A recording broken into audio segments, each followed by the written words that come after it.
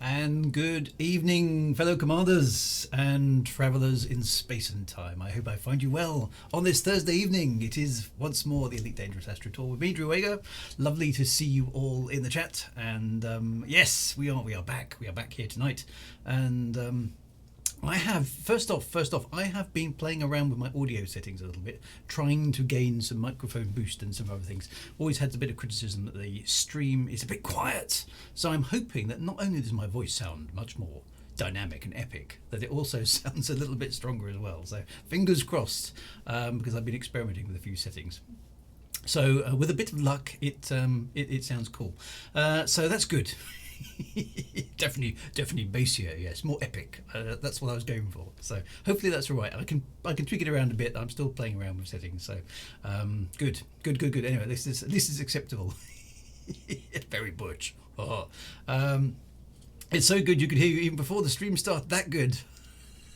Now I was, as some of you noticed, I was on the Red Dwarf. The mining ship Red Dwarf, but it was a bit cold outside and there was no kind of atmosphere, so I felt I had to move on.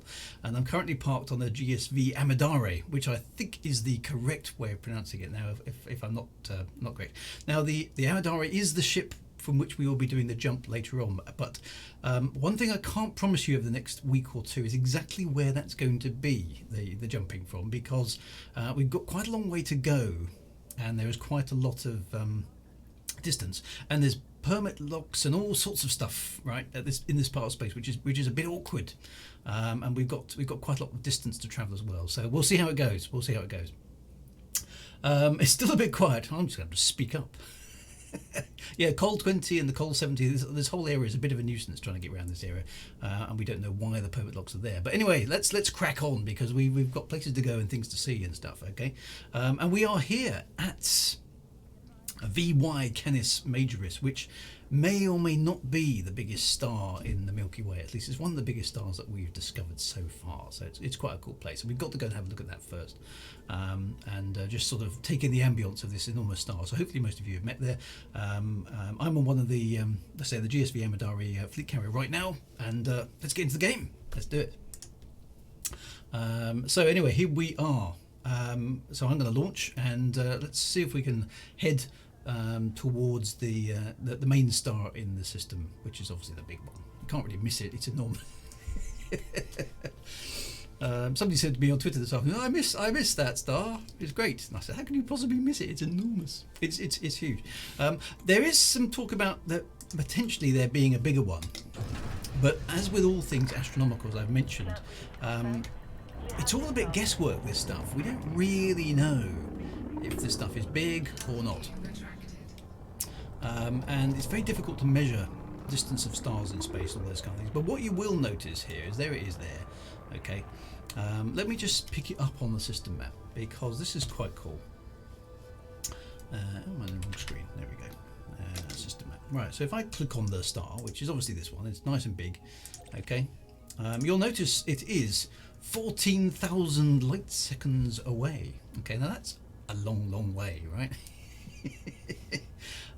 This star is so big, at least the estimated size of it is so big, that if you put it where our sun is, it would stretch pretty much out to the orbit of Saturn. So what you're looking there is something that is so big that if we're looking down it from the top in our solar system, the center point would be where the sun is, and the outside edge is like the orbit of Saturn or Jupiter or something like that. This is just, astonishingly big. In real life, it wouldn't look anything like this. Unfortunately, Elite Dangerous can't really simulate. Nothing can really what this would actually look like. It wouldn't be nice and neat and tidy the way we're seeing it here. It would be all kind of distorted and bloated, and bits of it would be flying up. In fact, the entire system here would be full of gas that was sort of drifting away, having been ejected from the surface of the sun. It wouldn't be a nice sphere like this. It would be all over the shop. But it is, it's kind of the right size in Elite Dangerous-ish. Okay, it kind of gives you a flavour of it, and 14,000 light seconds is a fair old whack, and the star is still enormous in the sky, so that's kind of about right. The problem with Elite Dangerous is that the graphics for the star don't change; they still have this sort of mottled effect. which unfortunately doesn't really help give you a sense of scale. The only way you can kind of really appreciate it is if I jump into frame shift here, and we charge at the start, okay, then it just doesn't move very quickly. That's the only way you can really tell. So watch the speed rising up, okay? So, 10% the speed of light there. It just isn't moving, okay? Half the speed of light. Still no sign. Right, the speed of light. We're now traveling at the speed of light. And it's so big, right? It's so big that you can't see it actually moving. 10 times the speed of light we're coming up on now, and still virtually nothing at all. 12, 13, still accelerating, okay? Charge at the star. This is the new thing. Right, it's just now, okay, at 17 times the speed of light, we're just about appreciably seeing some movement on the screen. That's how big this thing is. It is just astonishingly large, okay? Go on, getting some... looks like I've got some friend requests, so yeah, bung them in. That's absolutely fine. Charge at the star. 26 times the speed of light, and I'm at full throttle in the frame shift drive. So even using my magical spaceship technology drive, charging at this star as fast as I can. Look how long it takes to grow. It's just enormous. It's crazy how big this thing is. But that's correct. Okay, this star is that large. It's just astonishing. It's a massive, what they call supergiant or even hypergiant star. It's just grotesquely big. It's just, it's insane. I like stuff like this because it's kind of got mind-bogglingly large numbers. It's something like 18 million times the volume of the sun or something like that. And like I said, the orbit of this thing, the diameter of this thing is so big that if it was in our solar system, everything out to the orbit of Saturn would be inside its diameter, which is just astonishing. And it's nice it's in here in Elite Dangerous as a realistic object from that kind of perspective. So there we go. Look, 71 times the speed of light, still heading directly for the star, and it's taking its time to expand. The density of this thing would be very low. Okay, it's not actually that many more times heavier than the sun, which, and heavier is the wrong word, massive is the correct word. It's very, very, it's not like the sun is like a big ball of plasma. This is a distended blurb of stuff. But this really is a massive, massive star. It's the biggest one, I believe, that's in Elite Dangerous. And it's a place that you've got to see, okay? So look, 7,000 light seconds away, and I'm still closing in on a star at 128 times the speed of light, and it's still taking its time to move, okay? It's just crazy. It's fantastic. Now it's beginning to fill the screen. It's just imposing. It's kind of overwhelmingly how large this thing is. That's the orbit of Saturn. That's speed. So, and I don't know quite where the exclusion limit is actually on this thing, but it's big. I can already feel there's the fuel scoop is active, and I'm 4,000 light seconds away from it. So yeah, this is the orbit of about the orbit of Saturn, away from the center of this thing, and then the fuel scoop becomes active. That's how crazy this is. It's just amazing. But this is the sort of thing that does exist in our universe, which is again astonishing, really. It's an amazing thing to be part of. Now, I mentioned the GSV Amadari. I hope I'm getting that pronunciation right. Now, I want that to be the ship that we jump away from at the end of the stream, but I'm not quite sure where the end of the stream is going to be. Okay, because we've got quite a long way to go. So the next couple of weeks are going to involve quite a lot of jumping. So that may involve fleet carriers, or maybe not. Depends on the ship that you brought with you. Okay, so we've got the following itinerary to get to. Let me just pop it up on the galactic map. And we may need to do an extra week because I'm not quite sure how long it's going to take us. It's difficult to say. So we are currently here. And last week we were tooling around the Orion Nebula complex, which is down here near Barnard's Loop. Okay, what I want to get to is we've got this set of nebulas here. Okay, which sort of come in and out of view. So we've got this one here, which is the Seagull Nebula. Then we've got over here the Rosette Nebula. There's the Jellyfish Nebula and the Monkey Island Nebula. And then out a little bit further out here, which is beyond my range to see, is the Crab Nebula, which is our farthest extent outwards that we want to go on this particular trip. So I'm going to see if we can get. I don't know how far is the Crab Nebula. I'm just going to work it out, given its approximate position, because we might be doing a lot of jumping this evening. There's the Crab Nebula, so that's down there. Okay, it's 6,000 light years away, and I can't even jump that far. Okay, so that's where we want to head. I don't think we're going to make it that far this evening. Past the fact I can't actually plot the route for some reason at the moment. That's probably because I haven't got fastest routes enabled. There we go. And let's just see what it reckons for my ship anyway. So some of you, that's where I'd like to end up, but I don't know if we're going to be able to make that this evening. And route plotting failed. Now we've got problems with route plotting. The reason for this is because we can't get a direct route around this area. It's a pain because of all the permit locks. Okay, so 6,000 light years is doable now, but we can't go direct because of the permit locks. So, and we want to take in a few places along the way. So what I'd like you to do, guys, is I want you to head for the Seagull Nebula. And even that is going to be slightly problematic. So that's going to be our next sort of rendezvous point. So let's pick something around about here. What have we got? Something in here will do. I'm not sure if I'm up or down from there. There we go. Let's pick a star in here. That'll do. What's that one called? So can I plot the route here? Yeah, see the problem is it doesn't want to plot the route. Because there's permit lock sectors in the way, it can't figure out a way around. So we have to make some detours to get to these places, which is a nuisance. So basically everybody's kind of a little bit on their own at the moment. Aim for the Seagull sector by whichever means that you can get there, all right? Because we're all going to, the route plotting is going to be a pain. So head in the direction of the Seagull Nebula. I'm going to make a bit of a detour, I think up and, I don't know whether to go up or slightly to the right, but let's have a look in here, see if I can plot to something in this sort of direction. And see if I can get around the edge of, there we go, so I can get to there. So I'm going to start with that, all right? And we're going to go round the edge. Okay, so actually I've had a suggestion there from BRN. Seagull sector DLYD3 has a station, so let's aim for that. I'm going to write that down. That's a really good call. Well done. So sector DLYD3. So I'm going to sort of chat and talk through astronomy stuff and other bits and pieces, because there's GalNet as well that we need to talk about on the way, but we need to get some serious jumping in, okay? Otherwise we're not going to make it. So onwards, right? So get to the Seagull Nebula is basically where we've got to get to this evening, and we'll go on from there. And my ship, I don't know what you guys are flying, but my ship is a Crate Phantom. It's set up for exploration, so it's pretty reasonable. It's got a sort of 60 light year jump range, so that's pretty handy for this sort of stuff.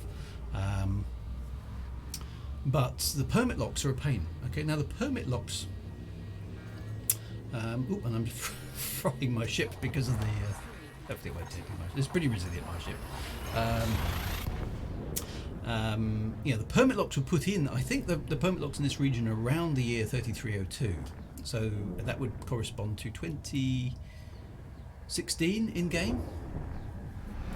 And yeah, and do be careful in the jumping out of Canis Majoris if you're near the star, because as you saw, you can cook your ship. Let's see how we go. So I'm just going to do some serious sort of jumping and flying at the moment. And but yeah, be advised that navigation around this part of the map is tricky. Now the permit locks, like I said, have been there for about 4 years, and they were put in prior to the Thargoids turning up. Okay. If the jump range is excessive for you, the number of jumps is excessive for you, you may be best hanging around for a fleet carrier. That will save you a lot of time. So there are some fleet carriers in the Canis Majoris system which may be able to help you out. That may be the fastest way to do it. Some of us have got long range ships, some of us haven't. So see what you can do. That's where I'm going to be, okay? Because we've got some serious jumping to do, and the further on we get into the Astro Tour, the further we're going to have to keep jumping. So there is going to be quite a lot of moving around in world. So permit locks. So permit locks, yeah, they were introduced in 3302 in game time, with no explanation, okay, no explanation. I flew around this area prior to that, It's it was free and it was open, and I had a bit of a tour around this area, took some nice screenshots, and then went home again, and came back, and then these permit locks were switched on, and all the places I'd been I could no longer go to. So I've got all these somewhere on my hard drive. I've got all these screenshots that now are places you can't get to. Now, I never found anything weird when I was out there prior to the permit locks, but the permit locks did come in before the entire Thargoid storyline kind of properly kicked off. So this was around the same time as we were picking up strange canisters and wacky messages and odd artifacts in the game. That's some of the stuff that Michael Brooks was involved in as well. So this sort of stuff was this is what was going on. And the Col 70 and Col 12 sectors, the areas which now require an unknown permit, and it's a big area of space, okay, big area of space, is locked off for reasons which aren't clear. Now, it could be in the lore that this is the home of the Thargoids. We first encountered them obviously bumping into them in the Pleiades kind of area. Now they're mucking about in Witch Head Nebula as well, and various other bits and pieces are going on. But it's speculated by many of us that the Col 70 sector in particular is the direction from which the Thargoids originated. Although there are some proper big flaws with that, in the sense that the Thargoids we know to be a spacefaring species which are millions of years old, okay? And if they are millions of years old and have been tooling around the galaxy for millions of years, because obviously we know they've got hyperspace technology, they don't seem to use the frame shift drive in system the way we do. We never see Thargoids in supercruise, for example, but we do see them use hyperspace in some form or another. They can certainly move around, and they seem to be able to hyperspace at will to particular locations. They can also, as we know, rip our own ships out of hyperspace jumps. So they've got more hyperspace capability than we have. And it appears they've been in space for millions of years because we know the Guardians interacted with them in the past.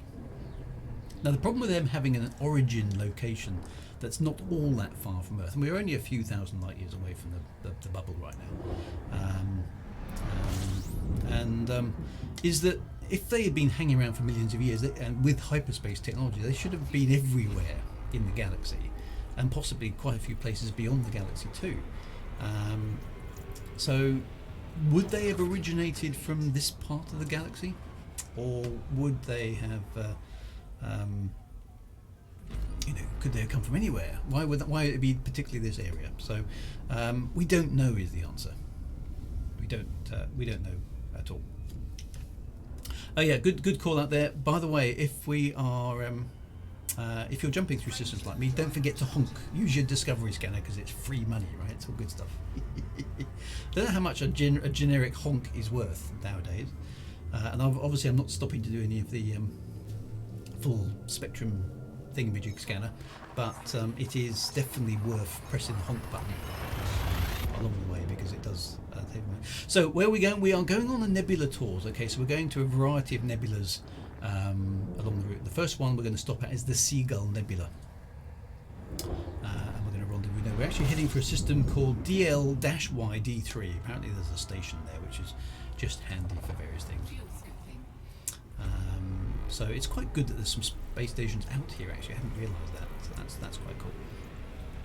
Now, all of these nebulae, should I say, are visible from full ZX spectrum scan. Is that what it stands for? Are visible from Earth, so we can see these nebula from Earth, and that's where they get their names from. We can see them in the night sky. Not really with the naked eye, of course. Most of these nebula are visible to us naked eye on the Earth. Partly because we can't get the sky dark enough because of the light pollution nowadays, but mostly because these things aren't actually very bright. They're called, astronomers call them deep sky objects. And the reason they call them deep sky objects is that you basically you can't see them. You need to have both a telescope and some imaging equipment in order to get decent pictures of these things. So they are not They're not easy things to see, and you can't. You need a stupendously large telescope to see with the naked eye, and even then they're not all that impressive.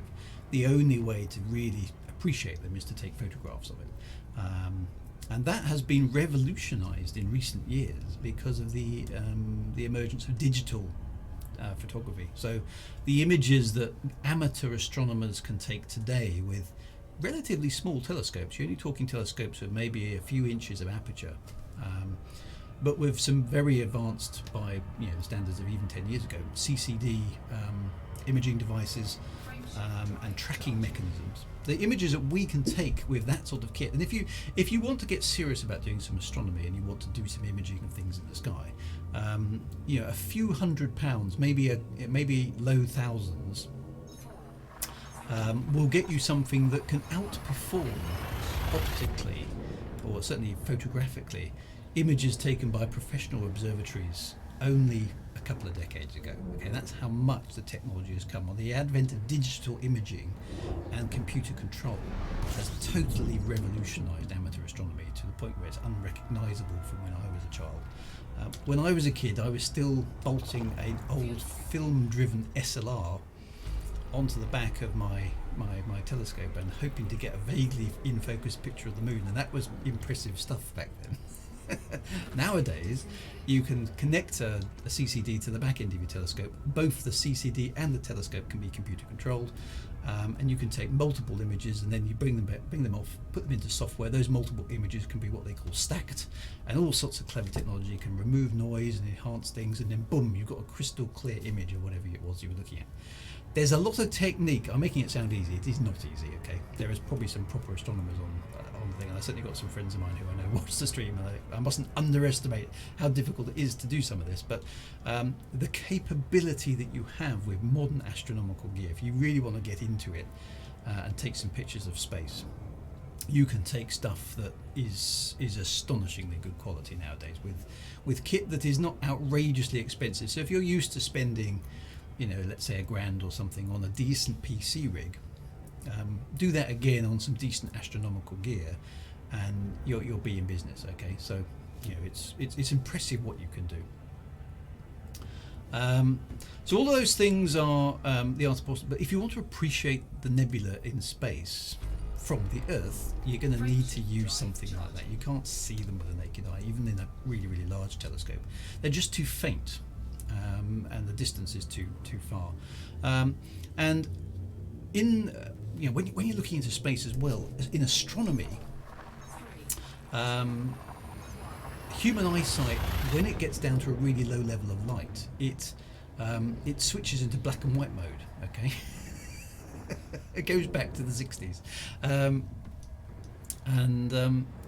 We have structurally in our eyes we have rods and cones, and they're good at different things, and we have different types of vision in different parts of our eyeballs. It's the way we've evolved. And at night, the colour receptors in our eyes just really don't work very well. Okay, and as a result of that, when we're looking at faint objects, even through a telescope, our eyes can't perceive the colours that are there. So these lovely reds and greens and blues that you see in the nebula, and you see in the photographic images, if you look on Google and Hubble images and all those kind of things,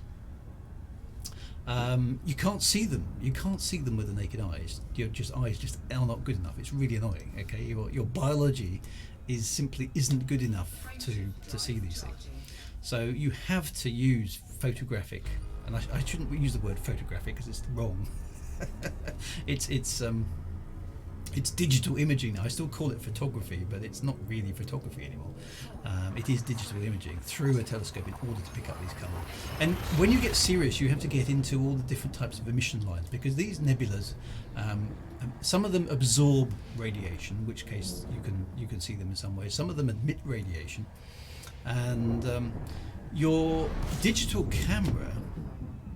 If you let's say take an ordinary digital SLR or something like that, the sort of stuff that you use, or even an iPhone with an eyepiece adapter or something like that, is designed to work on the Earth, and it's designed to take pictures of stuff on the Earth in daylight. It's not really designed to take pictures of faint things in space.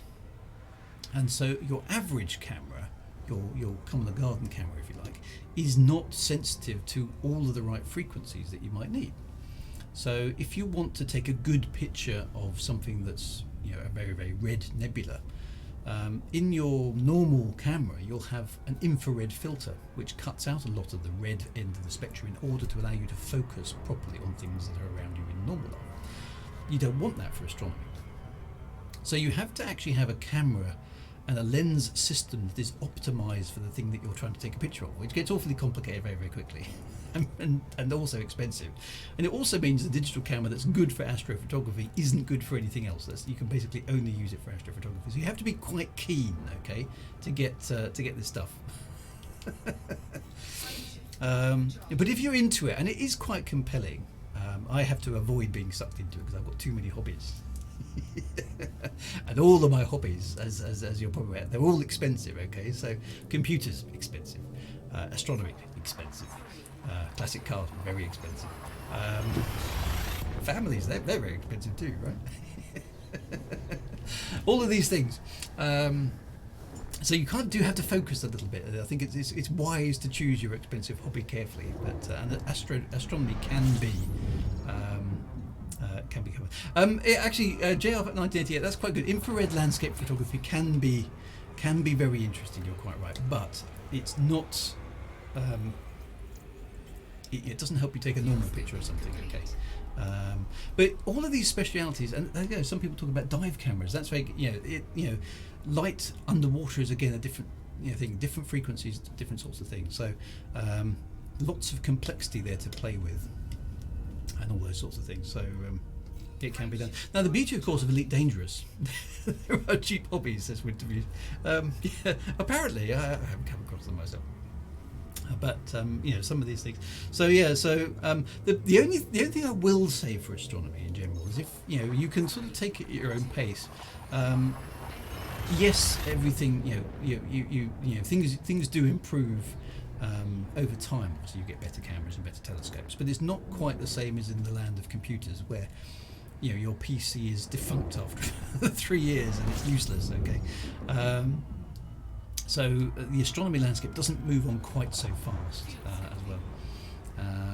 So there we go.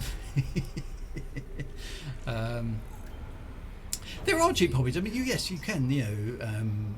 By and large, walking outside and things like that are free if you just like wandering around looking at nature and stuff like that. There is free stuff, but I certainly tend to find myself gravitating towards hobbies that are too expensive. But there we go.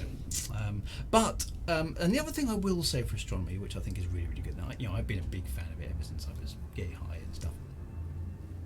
And it's a very non-destructive hobby. All you do is you go out at night and look into space. Okay, so there's no real pollution involved. You don't make any noise. You don't leave anything behind. The only thing you do leave behind, of course, are lens caps, because you can't find them in the dark. One thing I learned very on with astronomy is you have to rehearse. Okay, you have to rehearse. When you go out, because what you tend to do is you get your telescope out of its box in the daytime, you set it all up, and you get where the focusing dial is and all that sort of stuff. And the telescope goes left, right, up and down. The computer control does it, and you've learned how to use it, okay? And you're feeling pretty confident. Then you go out in the dark, right? And you can't find a damn thing. So all the controls that you memorised in the daytime have mysteriously moved on the telescope during the darkness, and they're not in the same place as they were. And when you put something down, of course, in the dark, you can't find it again. So you can always tell. Actually, I've been to my local astronomical society, and the next day it's a bit like fireworks night, only slightly more boring. There's always some sort of lens caps scattered across the glass. Where people have mislaid things, but other than the small amount of littering to do with lens caps and small interesting plastic containers that other things have come in, it's a pretty non-destructive hobby, so I think it's quite good. Even walking gets expensive. So you've got to have the right shoes, and it all gets very complicated, doesn't it? I must admit, I do quite enjoy walking. I have my dear Labrador dog, which is unfortunately literally on its last legs, I think. It's 30, coming up on 13 years old, which is quite old for a Labrador. I can just about manage one walk a day, poor thing. But she's very happy. She snoozes most of the day, so she's doing okay. She's doing okay for her age. Are you even a hobbyist if you haven't looked at the price of the gear and cursed the day you got interested in it? That's right. You're not a proper hobbyist. You haven't really got into it, have you? So yeah. So you can. A true second-hand lens cap shop. Actually, that's a really good idea. I should have thought of that. So there we go. So anyway, so we're on our way now. I can see a nebula appearing before me.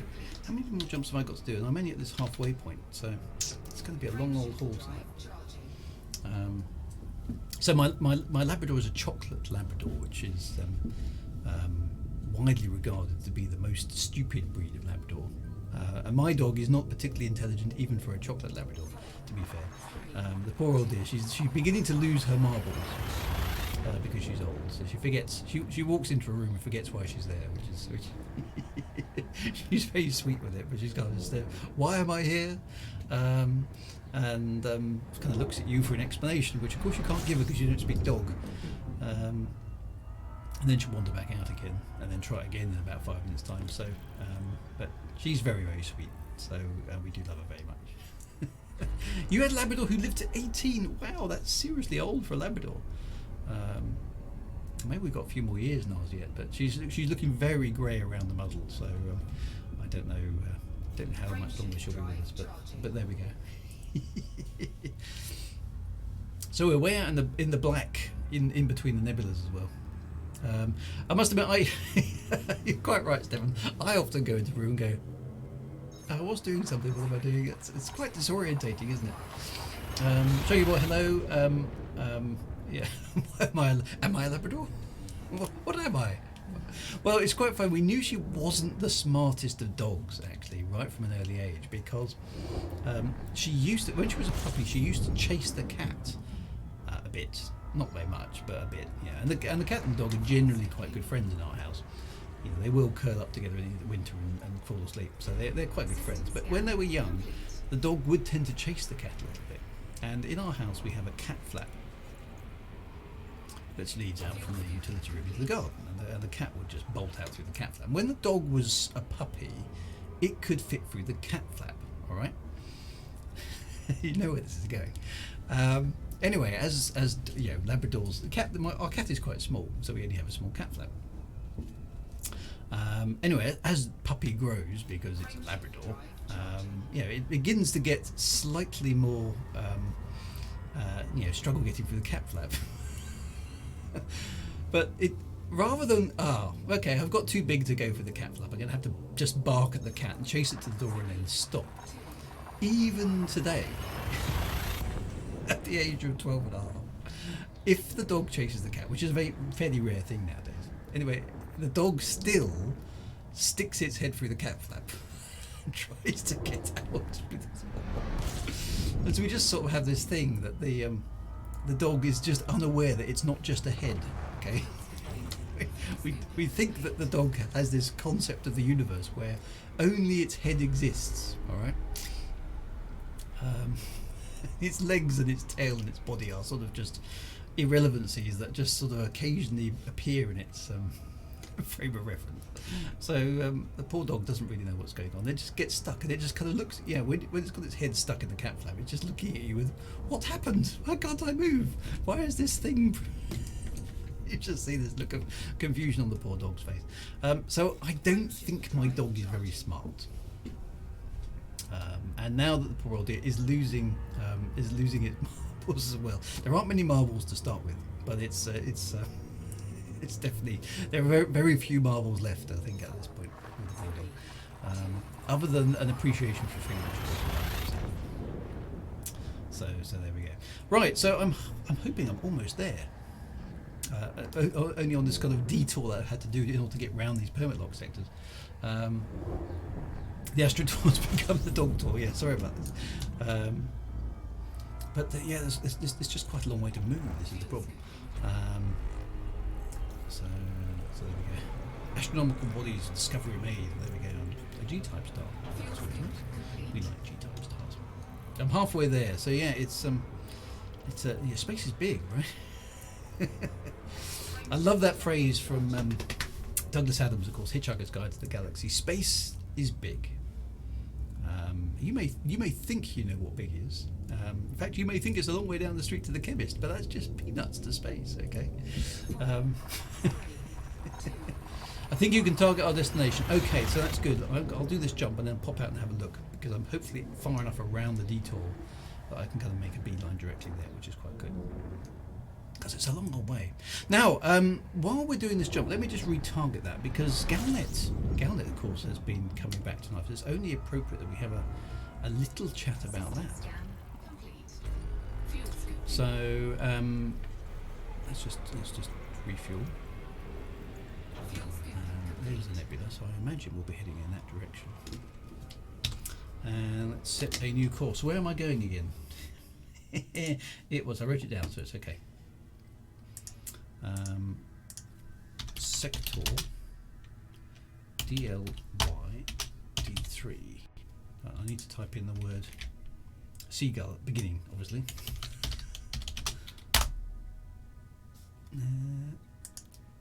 I've just got to type the word seagull wrong.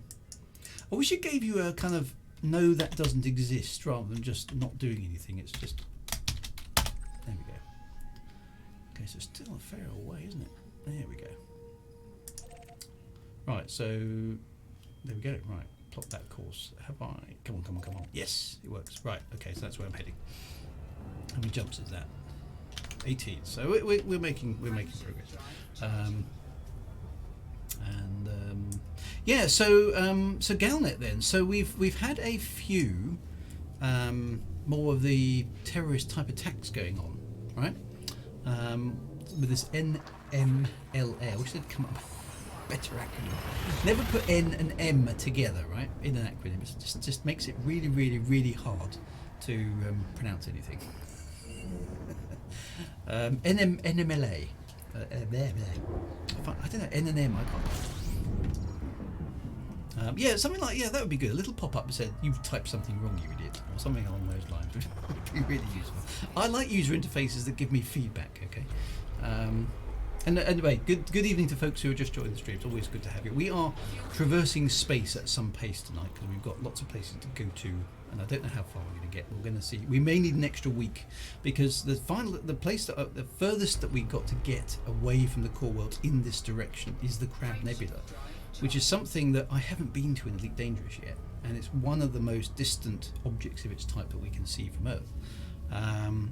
But it's a long way, okay? It's a Raxler not found, yeah. So and there's lots of CGs running in the game, aren't there? So the NMLA have blown up a station where some of their compatriots, I think, were being interrogated with a view that whatever secrets they might have revealed under interrogation, shall we say, will not be will therefore not be revealed, because they've all been killed as well as the station being bombed.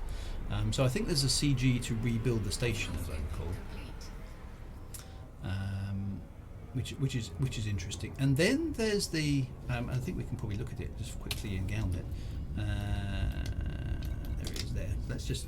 I read it earlier on, but let's just have a look through. So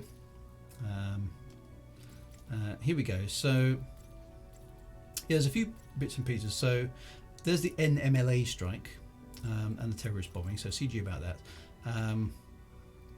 Volatile trading. Da, da, da.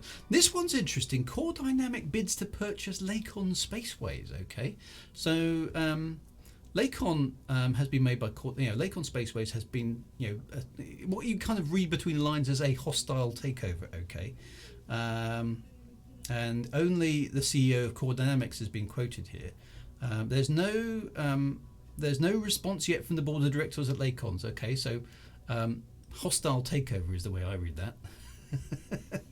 There's no. Oh, there isn't a CG to build stations. Okay, I'll have to let that come in. Would it be around? Just assumed it would have been. Questions have been raised in the Alliance Assembly about the legality of inter-superpower corporate mergers. However, neither the Federal Commerce Authority nor the Independent Commission for Market Equality have disapproved of the approach. Now, that to me is a bit weird. Okay, that to me is a bit weird because the Alliance and therefore Lakon Spaceways, okay, have been creating ships for the Alliance. So we talk about the Challenger and those kind of things. The Alliance, what's the base one? The Alliance Chieftain, isn't it? Then it's the Crusader and then the Chieftain. I can't remember which one round. So that sort of stuff is interesting. And then there is these guys doing what appears to be a hostile thing. Now, I'd have thought the Alliance would be a little bit more vociferous in their defence of the Lakon ships. Oh, no, I've got that wrong. Is it Lakon ships are the ones with the glass cockpits? Okay, sorry, no, okay, that's my mistake then. Who makes the Chieftain then? Which company is? I should know this. Which company is it makes the Chieftain? Because they're the Alliance ships. The Alliance, Crusader, Chieftain, all that lot. Who makes those? Is that's not Falcon Delisi, is it? Have I got that completely confused in my head? Who makes them?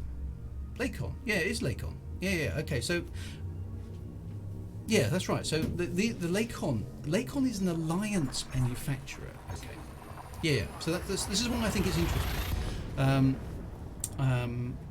The Alliance has Lakon kind of in its sort of corporate sphere of influence.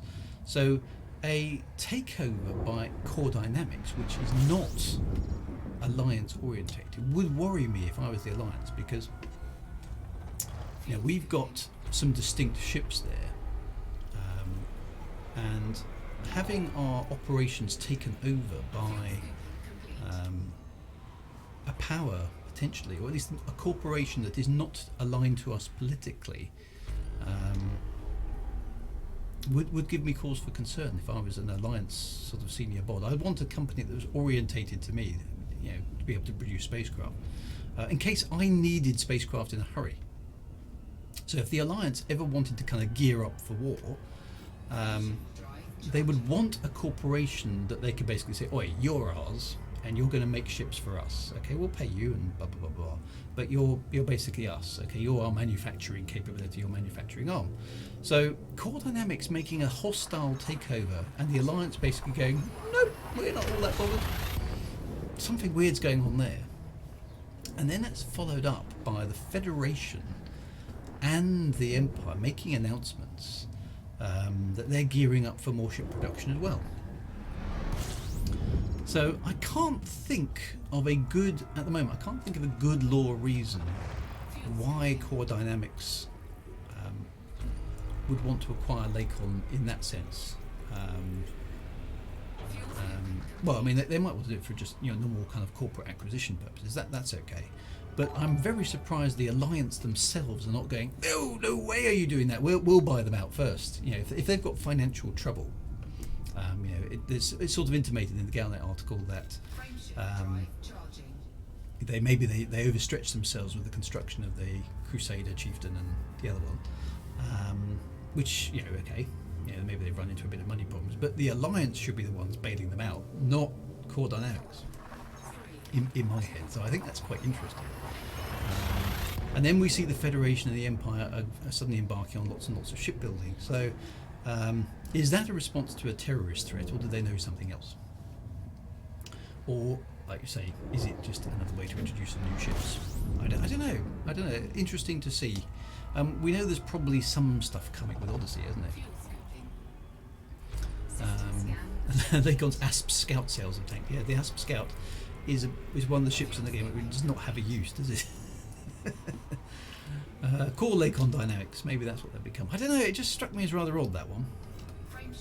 So anyway, a few bits and pieces going on GalNet, but it is nice to see GalNet. Now I must admit, when I saw, this is a bit cheeky of me, but when I saw the Empire and the Federation are building up manufacturing capability for ships. Now, oddly enough, I wrote exactly the same thing in Elite Premonitions about, well, it would be about 4 years ago. I was writing it now. I don't know if you remember the GalNet articles. If you search for them, you'll find them. There was a treaty in place that David Braben and I actually abolished in the law, which was quite fun. There was a treaty in place prior to 3303 called the London Treaty. I actually started that by calling it the Tea and Isla Treaty, but I got overruled. And David Braben called it the London Treaty, which was sort of like the sort of arms limitation treaty that used to exist for both nuclear weapons and battleships in the 20th century. Basically there was an accord signed at some point in the past, we didn't set the date on it, that basically stopped the Federation and the Empire producing more than a certain tonnage of ships, to basically stop them having to go into a massive Cold War competing with each other with manufacturing. Now we abolished that in 3303 and allowed them to build more ships in the war because Thargoid invasion. So the fact that they're doing something again of a similar type, okay, suddenly they're embarking on more and more shipbuilding, implies they are ramping up for something. And I don't think this terrorist threat, it might be a good cover story for that. You know, the usual thing, oh, it's uncertain times, so we need to invest in defence and security and all that kind of cobblers. It's a good cover story, but it's not the real story, is it? It's not the real story. So whatever the real story is behind this build-up of fleets between the Federation and the Empire, and the strange shenanigans with Lakon and Core Dynamics with the Alliance, is is to be revealed. But I think they're connected. So yeah, so hopefully we're getting, well, I'm getting close to the Seagull Nebula, which is great. So at long last, that's nice. We're getting there. It's a long old. We are definitely going to need more time, I think, to get to the Crab Nebula. It's just too far. Okay, even though I'm jumping all the way through, so we'll take it easy. Let's get to Seagull, and then we'll replot from there and see how far we get. Because we want to take in these nebulas. That's kind of the point of the Astro Tour. These are things that we can see from Earth. And things that we want to get there. So that's awesome. So yeah, but it's nice to see GalNet. I think, I've done GalNetty stories in the past myself, and I think it adds a lot to the flavour and the texture of the Elite Dangerous universe, just to have something happening on the background. So when you pop up, when you come into the game next time, you may be just doing what you normally do in the game, right? Whether that's engineering or pew or whatever it happens to be. But the fact that you can flip open GalNet and some stuff is happening in some other star system a little bit further away is kind of like, just makes the universe feel like it's a bit lived in. And when you're out exploring, you can kind of get a nice sense of isolation. You can still see the news articles, but it's so far away from where you are that it kind of emphasises the distance you're at. So I think GalNet and the lore and things is, and I've always said this, is a very important part of the game. It just gives it that sense of a universe that's actually doing something and you're living in it. Which is good. It's nice to see it back. Right, so I'm still 8 jumps out. Right, getting there. Even with my fast ship. I think that was obviously the Seagull Nebula heading. That actually looks really quite pretty, doesn't it? It's a nice looking nebula, that one. Now some of these nebulas, I can't remember if the Seagull Nebula is or not. Some of these nebulas are supernova remnants. Obviously the Crab Nebula is the most famous one. The Monkey Head Nebula is also a supernova remnant, and I think the Jellyfish Nebula is too. I'm not sure about this one. Seagull Nebula. I'll have to go and have a quick look it up, but it may be a supernova remnant, which is basically a massive star, a bit like VY Canis Majoris, actually the one we started at. When it explodes, it leaves behind loads of debris, which sort of glows in the dark for quite a long time, and those are nebulae. Some of the nebulae are not supernova remnants. They're kind of dust and gas that's left over from the formation of the galaxy itself, which are still drifting around space. And inside those, new stars are being made. So nebula can either be the sort of graveyard of a star, or sometimes they are the birthplace of stars. So it's kind of like that. Yeah, it's a sort of circle of life thing that's going on in space. Okay. Will we be able to reach the Crab Nebula today? I am of the opinion that we probably aren't going to make it that far. I think we're going to have to make extra time on the tour in order to do this. I wasn't sure how long this part was going to take me, partly because of the permit locks and partly because of the distance, and partly because I also literally want to do this, even though I am jumping.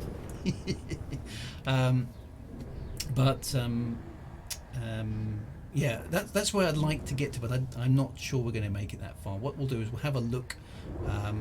We'll have a look at the galaxy map in a minute and see where it makes sense for us to aim to, because we need to set aside time to do our normal hyperspace jumps, right? All that kind of good stuff. So that's important too.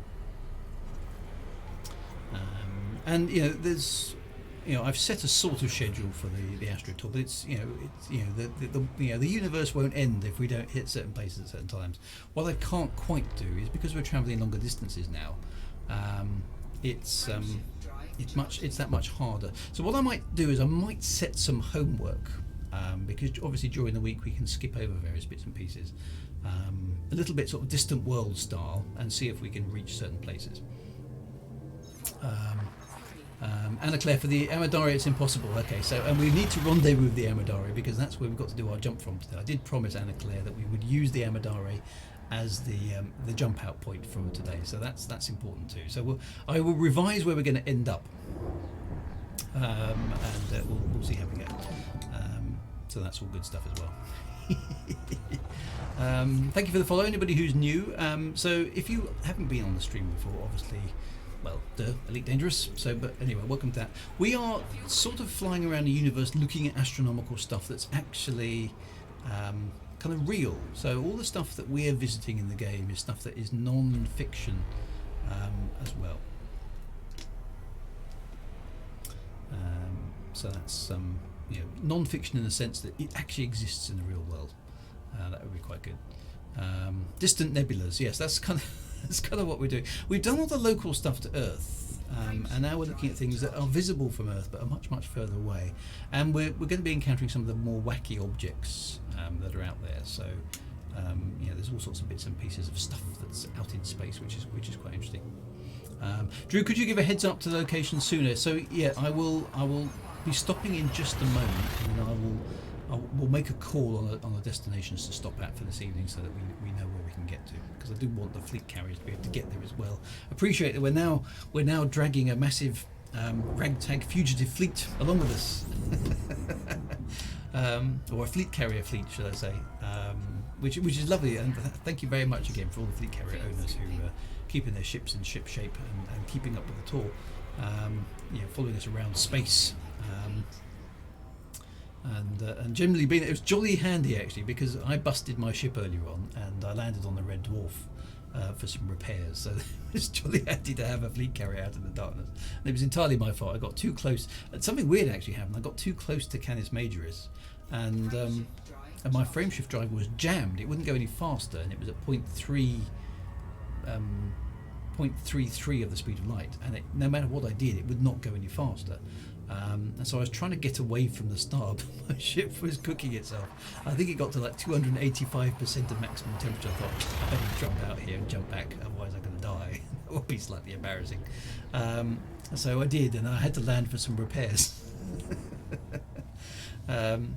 So it was jolly useful having a fleet carrier out here, and the Red Dwarf was the closest one to me at the point. So thank you very much, whoever the owner of the Red Dwarf is, for repairs and not rearm, but certainly repairs, and probably a new pair of trousers as well.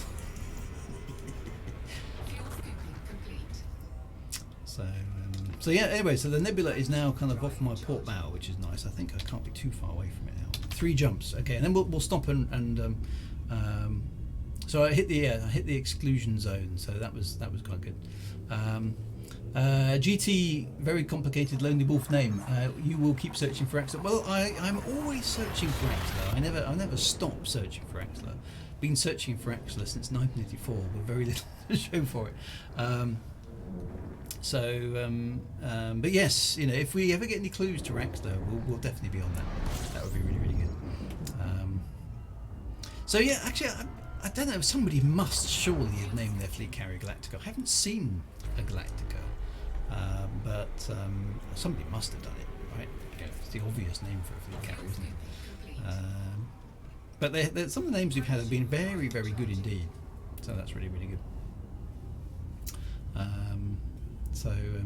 Oh, there's have been a few. There we go. Okay, so it's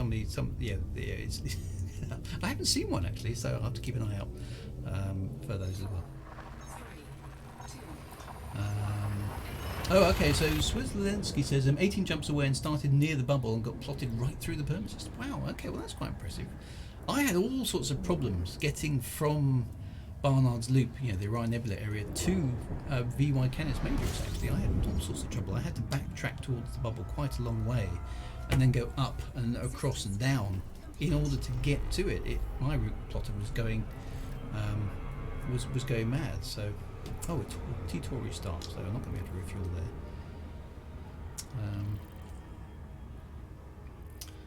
Druiga, was Raxler your creation or Efta's? Oh no, Raxler actually is neither. Alright, Raxler is neither my creation or FDev. I certainly can't claim anything to do with Raxler.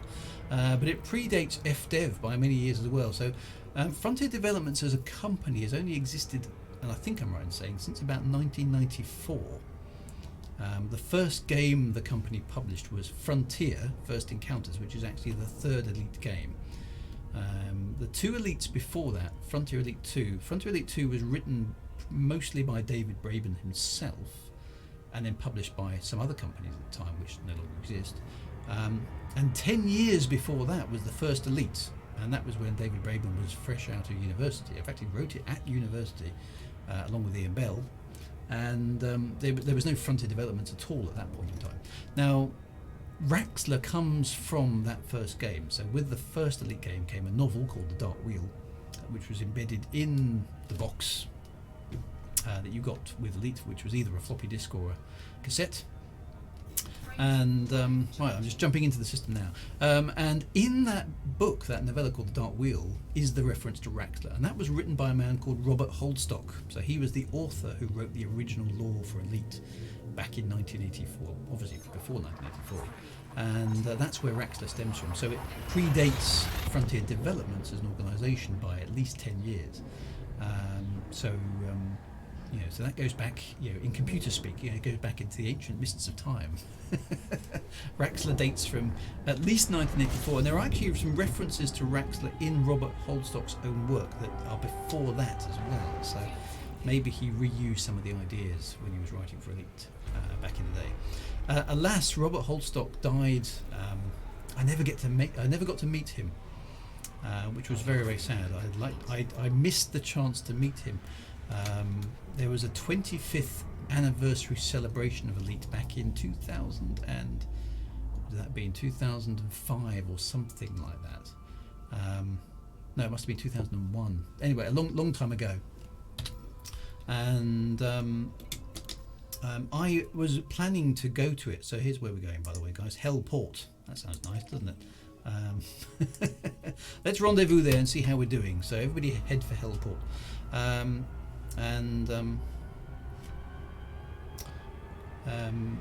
I was going to go to this 25th anniversary of Elite, and unfortunately I caught the flu the week before, and was actually not super ill, but ill enough that I couldn't get out of bed, and I was unable to get to it, which I was really annoyed about at the time. And this was long before Elite Dangerous was a thing, long before Elite Dangerous was even kind of on the drawing board.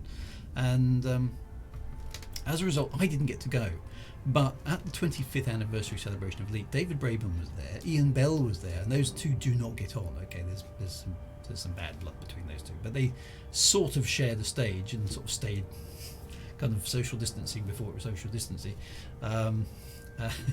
Away from each other, but Robert Holdstock was there as well, and apparently, and to my eternal annoyance that I didn't make it, he read part of The Dark Wheel live on stage at this event for the 25th anniversary of Elite. And very, very sadly and tragically, not long afterwards, he got ill and contracted E. coli, food poisoning. And and I'm not quite sure what the details were, but unfortunately it proved fatal. So he died well before his time. And from my perspective, a person I would really, really like to have met and had a chat with, I never got the opportunity to meet him. So that was sad.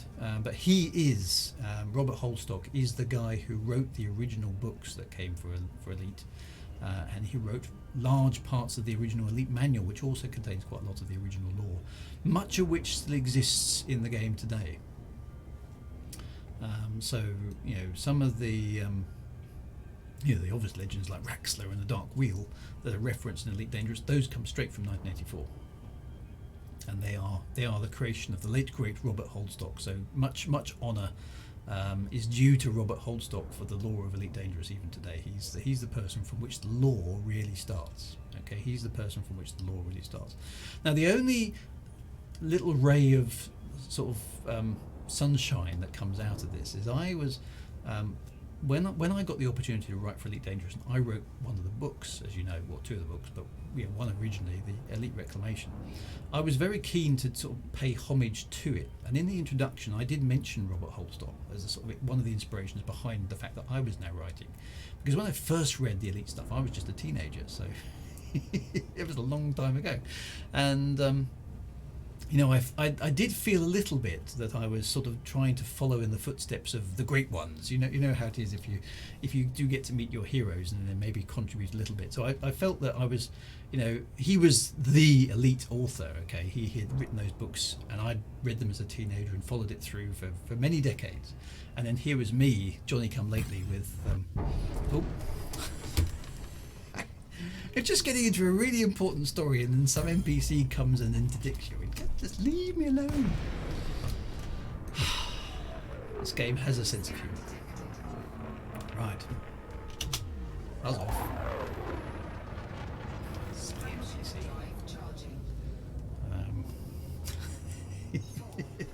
Anyway, where was I before I was rudely interdicted? So there's me writing Elite Reclamation, thinking, I've got to do a good job of this for the fans, but I kind of want to make sure I do a good job, and I've got this in the back of my mind. I want to do justice to Robert Holstock as well. I'd like to write something of which he would potentially have read and gone, okay, Drew, you can join me in the sort of Elite Writers, guest room or whatever it is that these things would be called. Had he still existed, I'd love to have gone. I'd love to have met him, and being able to just sort of shake his hand and say, thanks for that inspiration back in 1984, and I've had the chance to write a new Elite Dangerous book. I hope you enjoy it. I'd love to have given him a copy and just said, look, there you go. Just let me know what you think. But unfortunately, I'll never have that conversation. And it would be one of those I'm not worthy moments,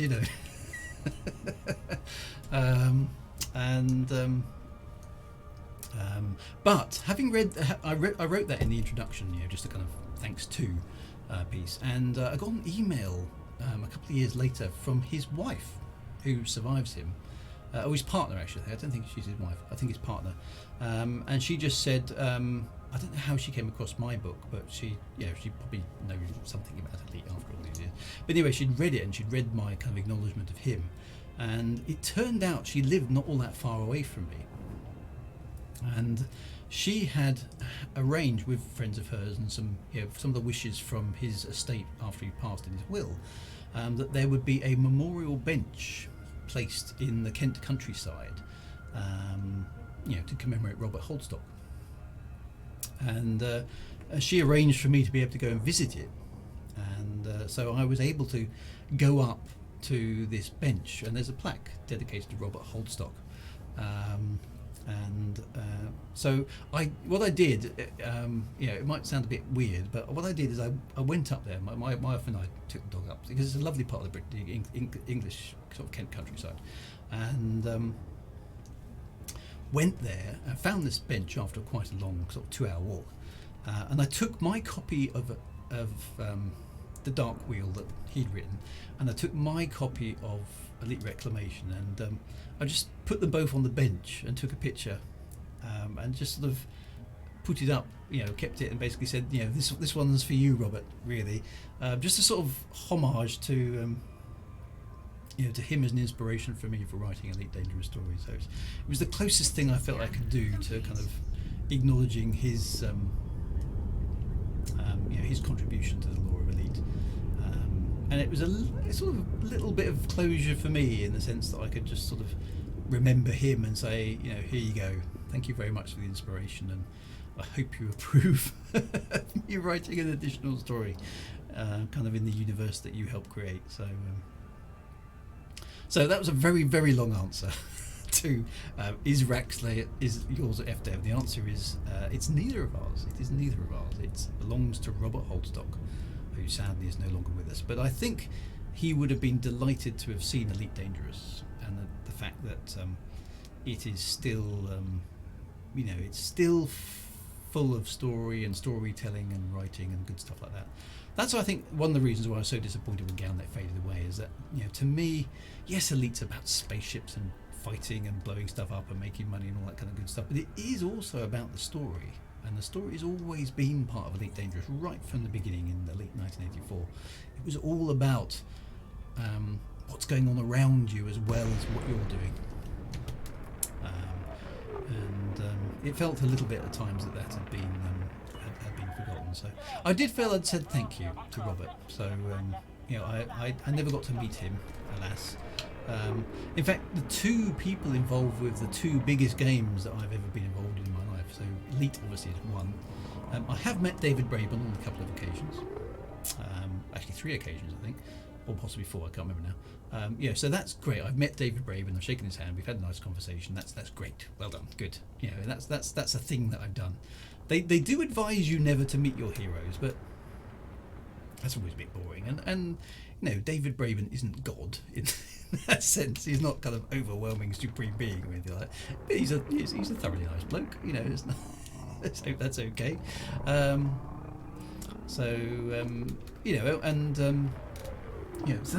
that's a good thing to have done.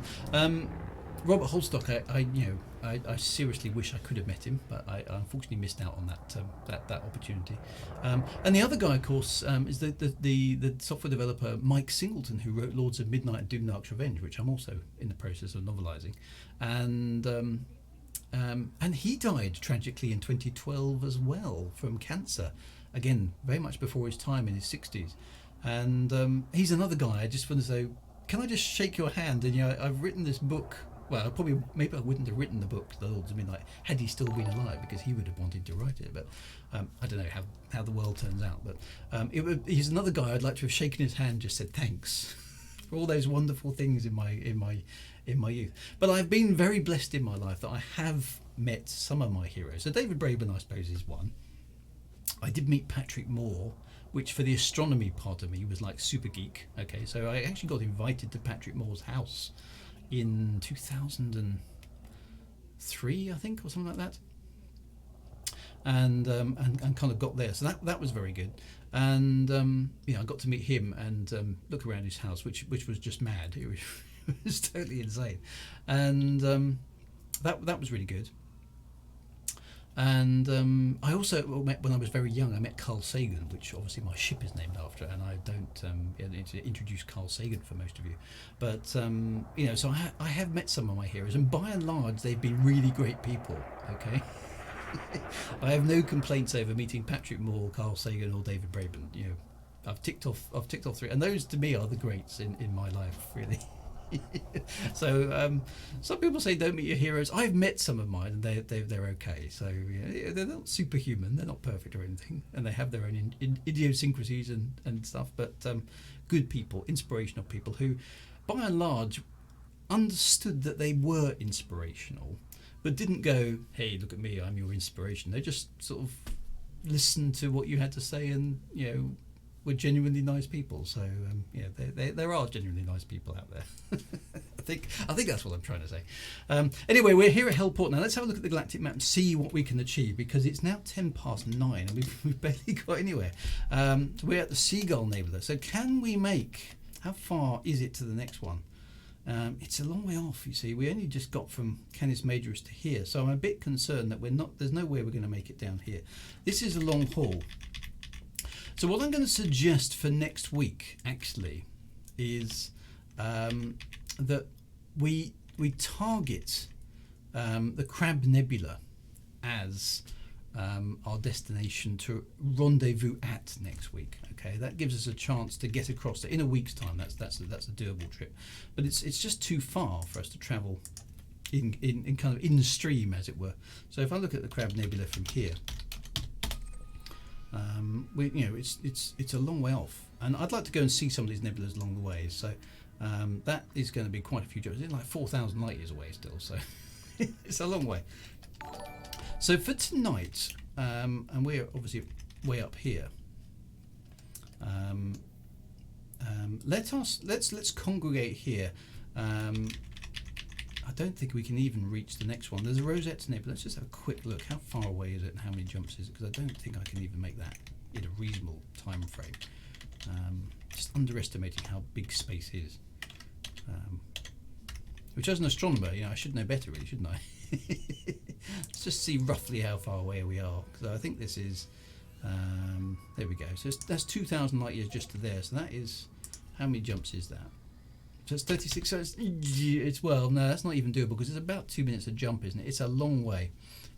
So yeah, so I think let's get the carriers here. Okay, so carriers, can you?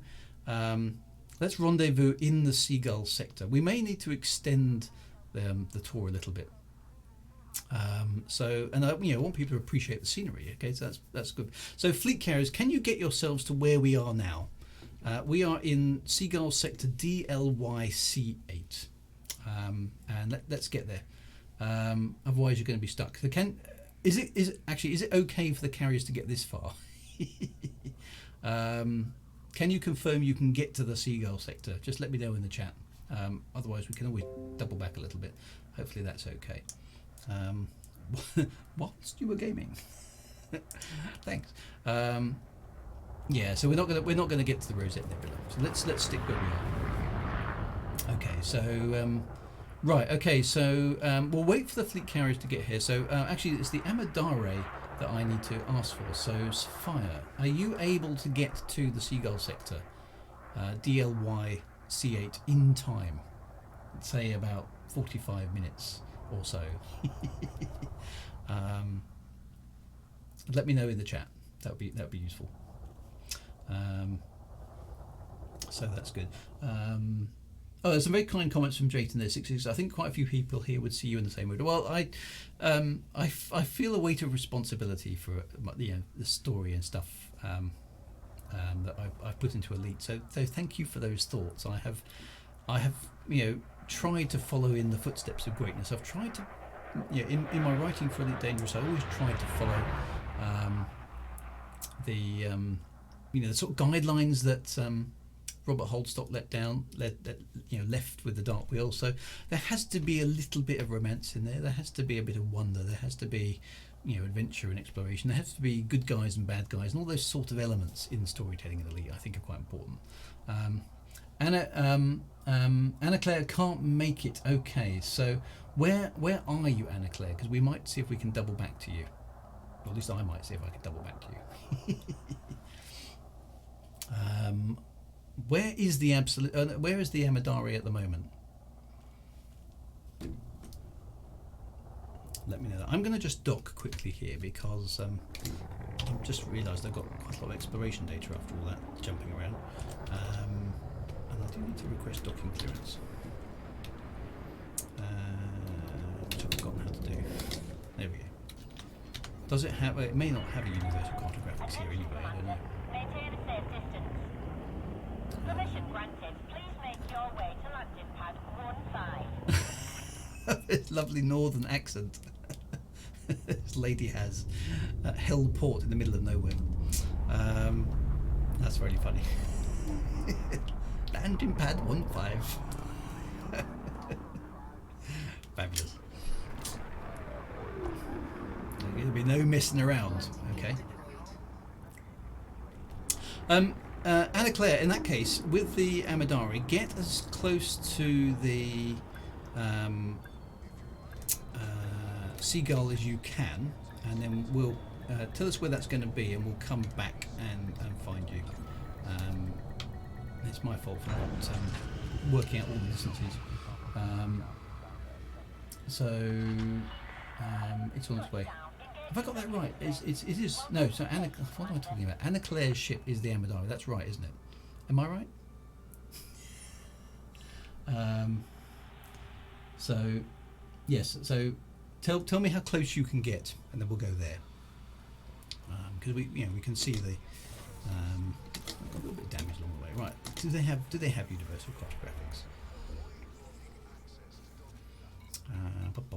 Because we're not in a particular hurry, but there are some places I would like to get to by certain points in time, for reasons which will become clear.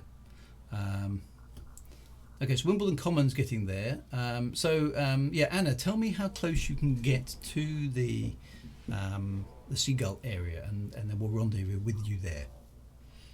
That's probably the best way. They do have universal cartographics, so let's just unload this, because I'm always a bit paranoid about universal cartographics. I know I haven't got a million thingamajigs of exploration data just in this afternoon. Incoming message. And there we go. I discovered something new. There we go. My own star system. Thank you, Anna Claire. Let me know. That's really good. And we'll go there. Yeah, another million. See, that's free money, isn't it? Now, a million is all right when you're starting out in the game. So now I do have while I'm sitting on the pad and it's nice and safe and I can't crash into anything.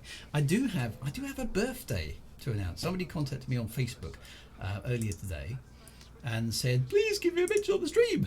So it's only fair that I do so. If I can get my notepad to appear, I can't see the screen at the moment. There we go. Where are we? Chris, are you in the chat? You may also be listening to this on YouTube after the event. I don't know. So if you're in the chat, Chris, then do say hello. If you're not in the chat and you're listening to this offline, have a very, very happy birthday from all here at the Astro Tour. So if you can all, in the chat, if you can all wish Chris a happy birthday, I'm sure he'd absolutely appreciate it. So anyway, happy birthday from me. And I hope you have a really good day. I don't even know which country you're in. So you may be American, in which case you're consuming vast quantities of turkey round about now for Thanksgiving. So wherever you are, Chris, happy birthday. And I hope you have a great day. Yes, it looks like the asteroid base is vibrating, doesn't it? What's going on there? So there we go. Amadara will be off about 5 light years or something after the next jump. Brilliant. Okay, so not too far away. So anyway, so happy birthday, Chris. Happy birthday, Chris. Now, if I have my thingy up, hang on a minute. Is it working? It's not working. I probably need to arm something. Hang on a minute. There we go. It's not. Oh, hang on. Got to press the right button. Very important to press the right button. Let's just put that back down again. Is it still not working? Why is it not working? Bloody technology. Not sure why that isn't going. Let me stick that on the other screen. No,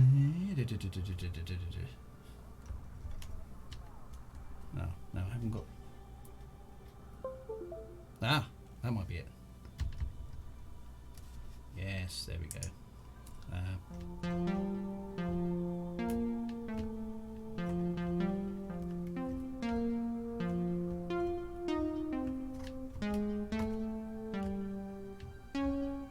I can't play that. I forgot how to play Happy Birthday. Let me try that again.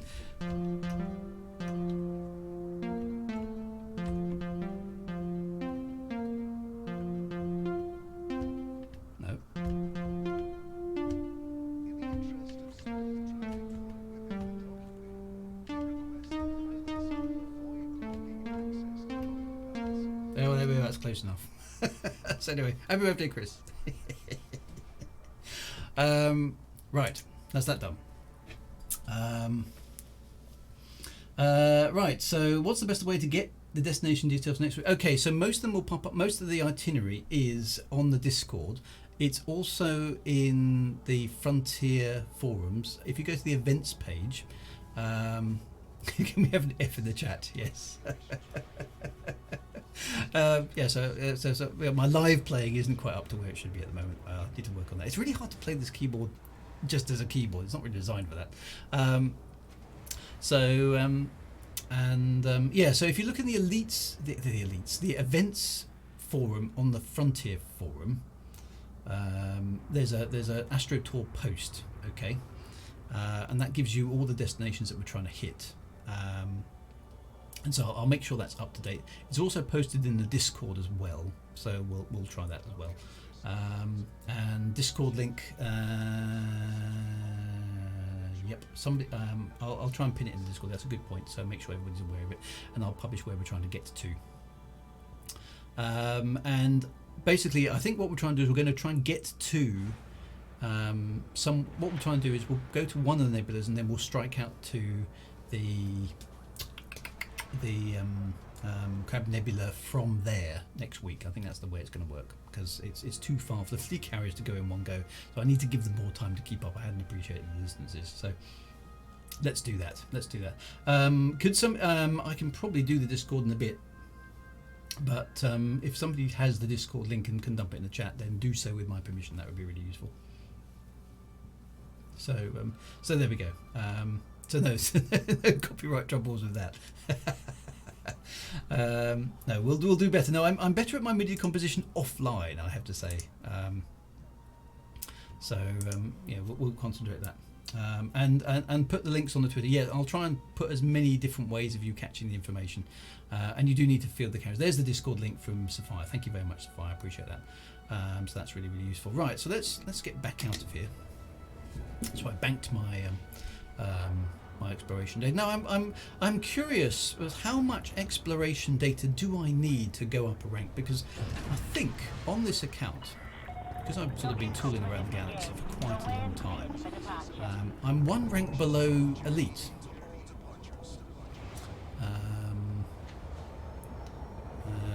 Right, actually someone's just posted a really useful thing. Crab sector DLY D9 has station X in it and is 6 light years from the Crab pulsar, so that's probably quite a good place to end up. So we'll have a tinker around there in a bit, but we're not going to go there tonight. It's too far.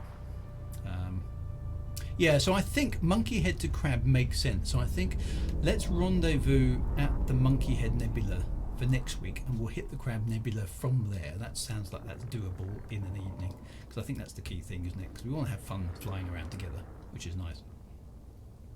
So now I sold my exploration data.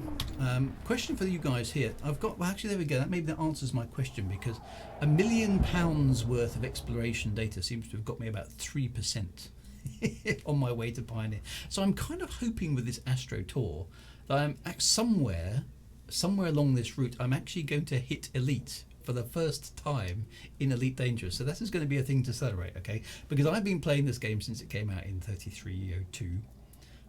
No, 3300, sorry, which of course was 2014, and I'm still not elite in anything on any of my accounts.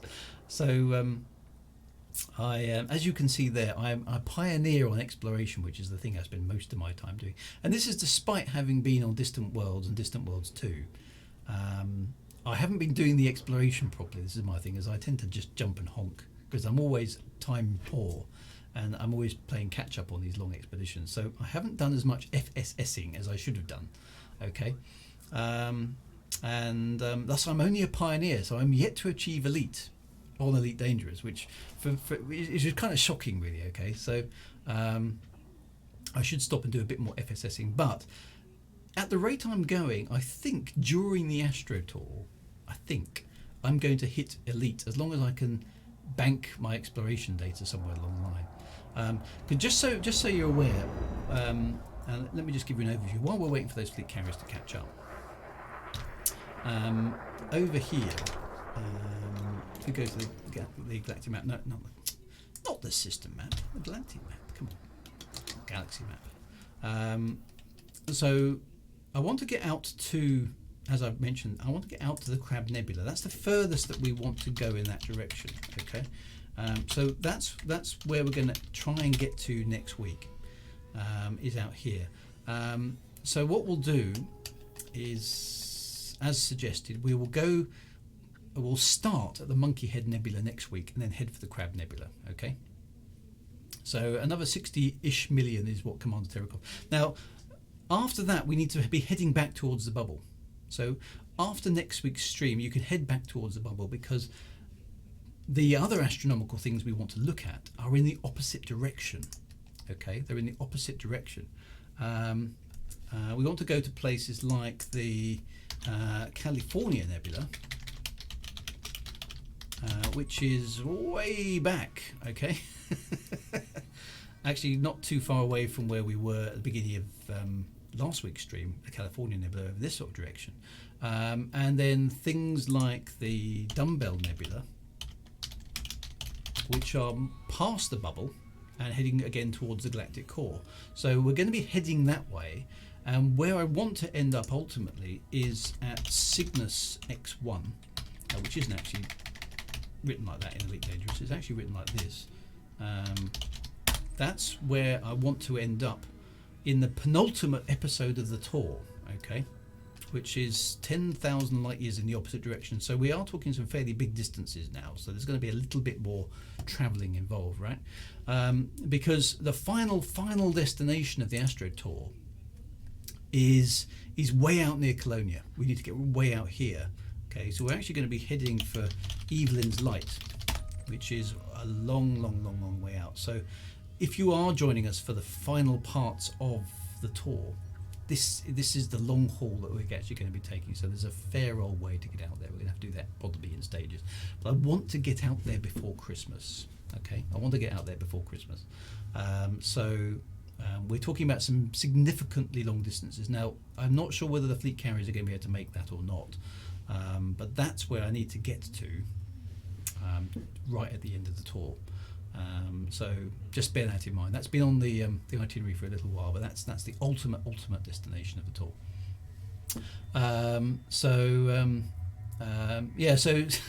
Cygnus X1 is a very famous black hole, and they haven't been updated in Elite Dangerous for a while. We might do some short segues into Space Engine just to give you some kind of space effect feels for that one. We'll see how it goes. But those are where we're going. So anyway, lovely to see a few ships about. So let's just get a few kind of screenies of where we are here at the where's the base? Oh, it should be behind me, shouldn't it? So let's just rotate around a little bit.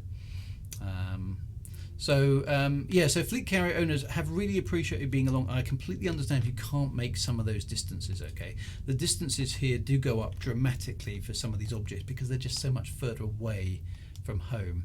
And there's no tritium out in Colonia, so that is a problem too. That's nice. There's the nice base. So that may be a bit of a longer haul for some of those fleet carriers. And it may not be practical either. But Evelyn's Light is the ultimate destination, and some of you will know why that is. Others will we'll figure that out as we go along. But that's where ultimately we're heading. But anyway, we're here near this beautiful nebula. This is actually quite a pretty nebula, even with the star in close proximity. So that's all kind of good stuff. But that's the rough itinerary, just so you get your sort of heads around it. Okay. I was in Colonia recently. It's a carrier graveyard. Right, so where are we meeting now? Now, I'm just hoping Anna Claire. There we are. That's where we're going. Okay, let me just copy and paste that.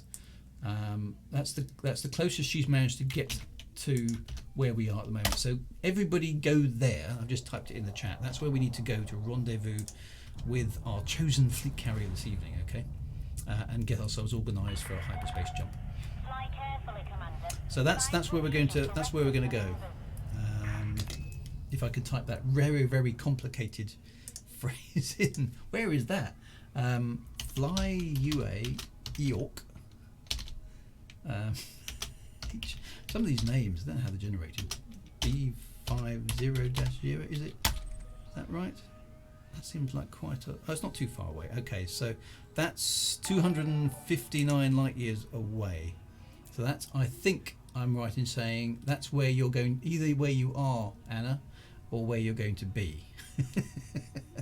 So that's where we need to head, my friends, for our hyperspace rendezvous. So make space tracks. Ooh, got my landing gear down. Got my landing gear down. And yes, look, it's always on the wrong side of the planet. Have you always noticed that? Okay, so Wimbledon Commons is also going to be there as well. So I did promise Anna last week, and I can't break a promise because that's not right. Okay, I did promise that we will be doing our hyperspace jump from Anna's fleet carrier, so that's very important. So we've got to get there, so we can rendezvous with her because you can't keep up with how far we're having to travel at the moment. Like I say, the fleet carriers can jump 500 light years in a single bound, which is jolly handy, but is not fast enough to cover all these distances. So head there, rendezvous with the Amadare, if I'm pronouncing that right, and that's where we're going to organise to do our mass jump, as we always do. It's tradition on the stream to do a mass jump at the end because it's pretty and it's got colours and stuff.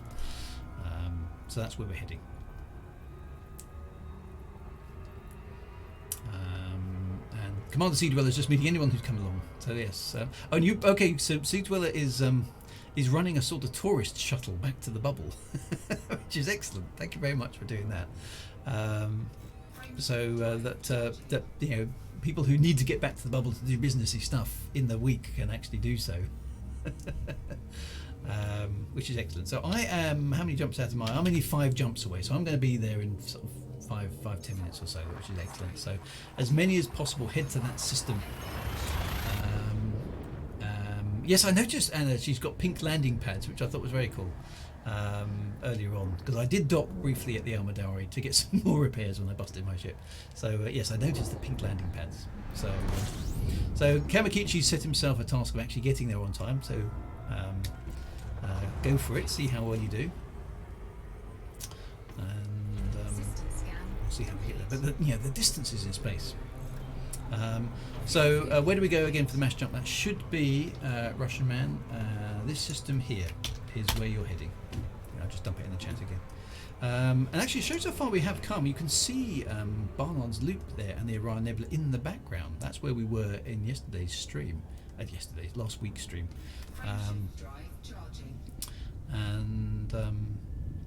We've tooled around quite a bit of space, which is good. You know, it's an Astro Tour. We should be travelling through space, right? Seeing stuff, which is good.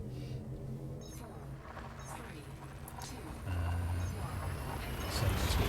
Now the other thing, obviously, at some point in the not too distant future, the Astro Tour will sadly come to an end.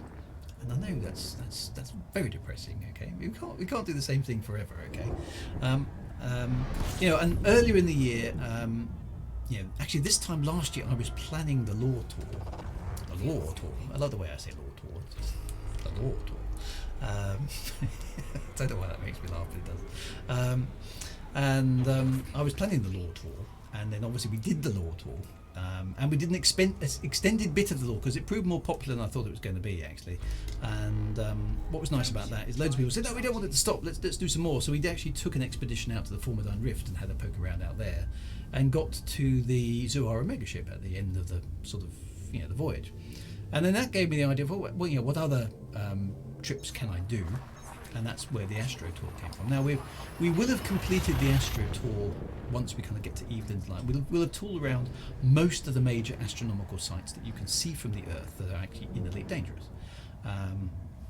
Now obviously in exploration there's always other stuff to discover, but what I'm thinking of doing at the moment is, because I like my Elite Dangerous stream, I don't intend to not be streaming Elite Dangerous on Thursday, and there's all sorts of worthy things that we can do, but given the fact that I've got myself a free copy of the game via the Epic Game Sale, I've now got a free Commander slot because I've got 2 normal accounts, one of which is Commander Drew Wager, which is the one we're watching at the moment, which is just sort of me tooling around and doing things that interest me.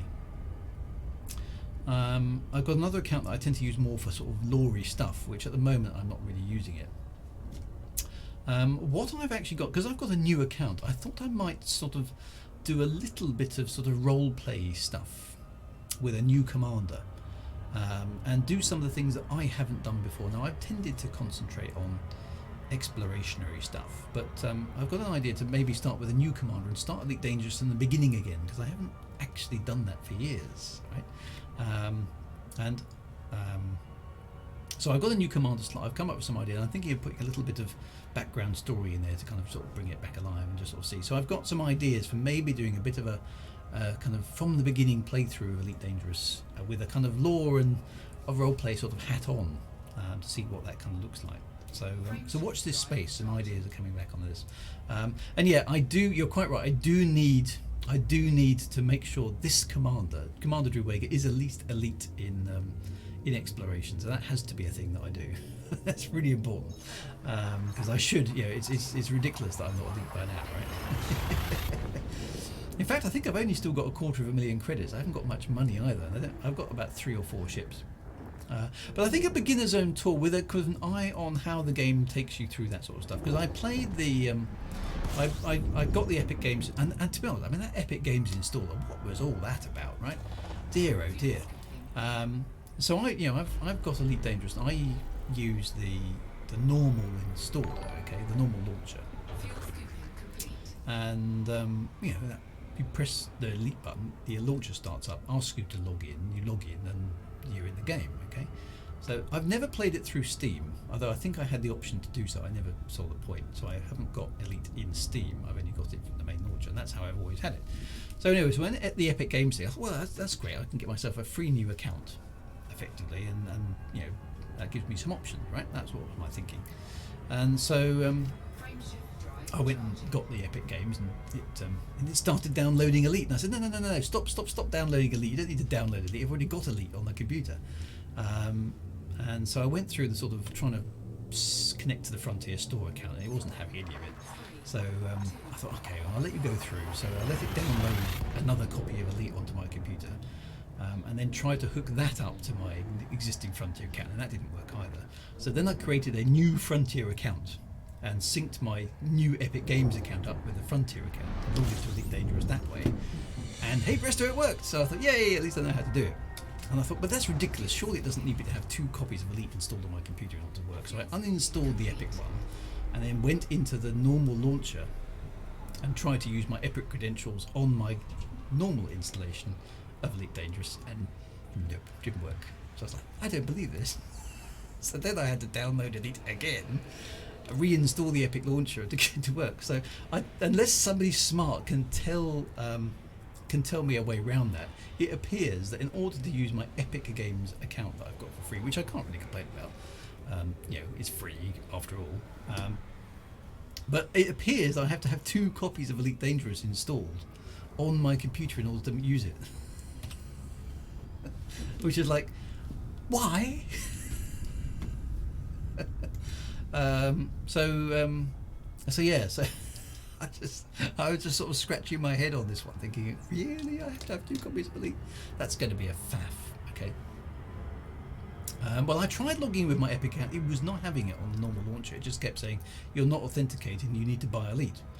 I was like, no, I don't. I've got a copy, I promise you, because I played it before.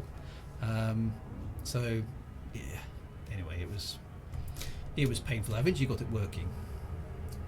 You need 2 launchers and change the name of one. So there is a way of doing it. Oh, okay, but maybe somebody can explain to me. It has to be. I hasten to add, it has to be in words of 1 syllable, all right?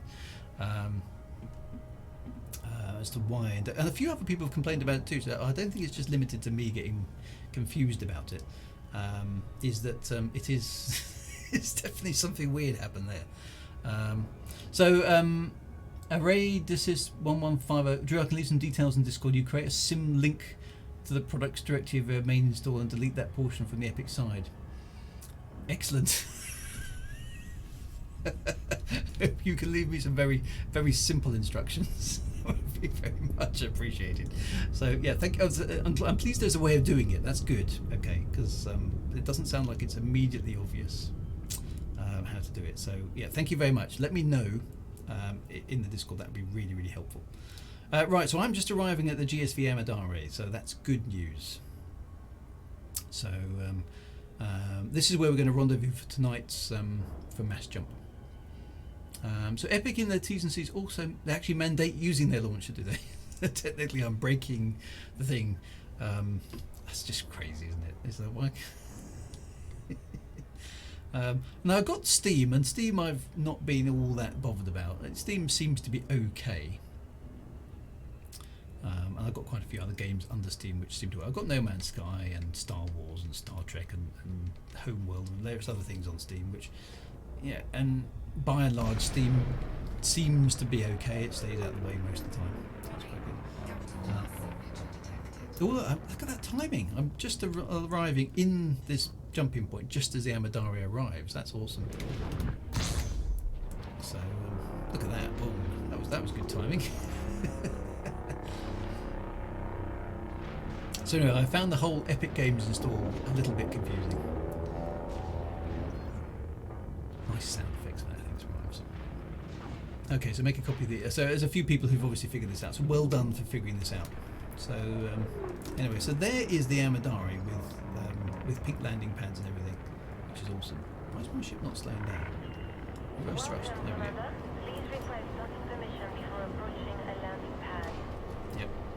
Attention, this carrier has scheduled a hyperspace jump. Please conclude any outstanding business in the system prior to departure. Okay, so that's saying you've scheduled a hyperspace jump there, Anna, which is fine. So yeah, do a jump out, because we want to jump out in about just over 15 minutes. So that's perfect. So I don't know if that's okay. So all right, Commander Sea Dweller Drew, please tell everyone carrier announcement. The Wimbledon Comma will jump very close to the Seagull Nebula after the stream for sightseeing stop, as we didn't make it during the stream, and then it will leave for the bubble again at 0-100 hours. Okay, so so in that case, yeah, you can use, for everybody on the stream, if you want to tour around the Seagull Nebula and didn't make it that far because of the way that the distances involved and stuff, the Wimbledon Common will be going there for a quick sightseeing tour, but then we'll be returning to the bubble after that event, so you can have a kind of look around. So that's really cool. Thank you very much for doing that, Cedarwell. That's appreciated. So no problem. And the voice is excellent on the carrier as well. Do you get to choose the voice that your carrier uses? I don't know with the fleet carriers. So basically, actually, in that case, we've got to wait 5 minutes until the next jump. So in that case, Anna, if you can just make a jump the moment you can, that will probably time in really nicely with the stream. So that'd be perfect. So thank you very much for doing that. For the rest of us, what we normally do is we sort of organise ourselves behind the fleet carrier. So let's just form up behind here.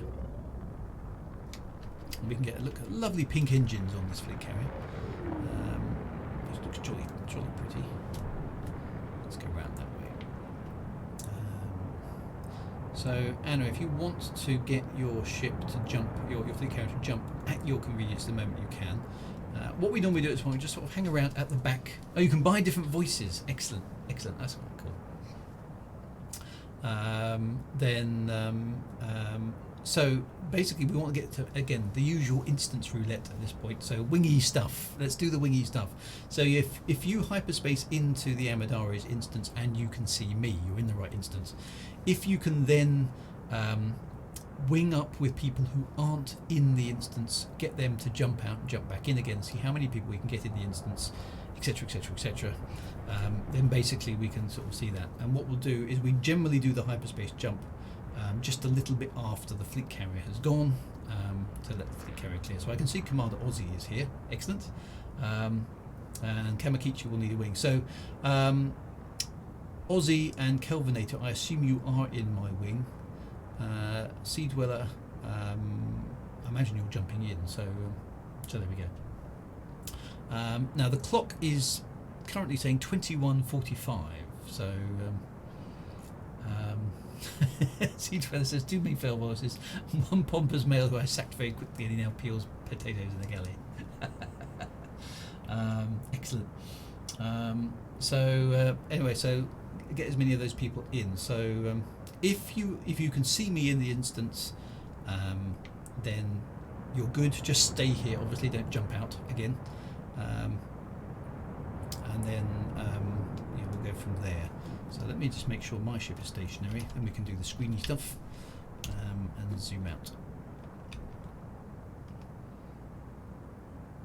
Which is good. So there's a few ships coming in. So that's basically what we're aiming for. Sapphire could do with a wing as well. I think I've got spaces in my wings. Let me just try that for you, Sapphire.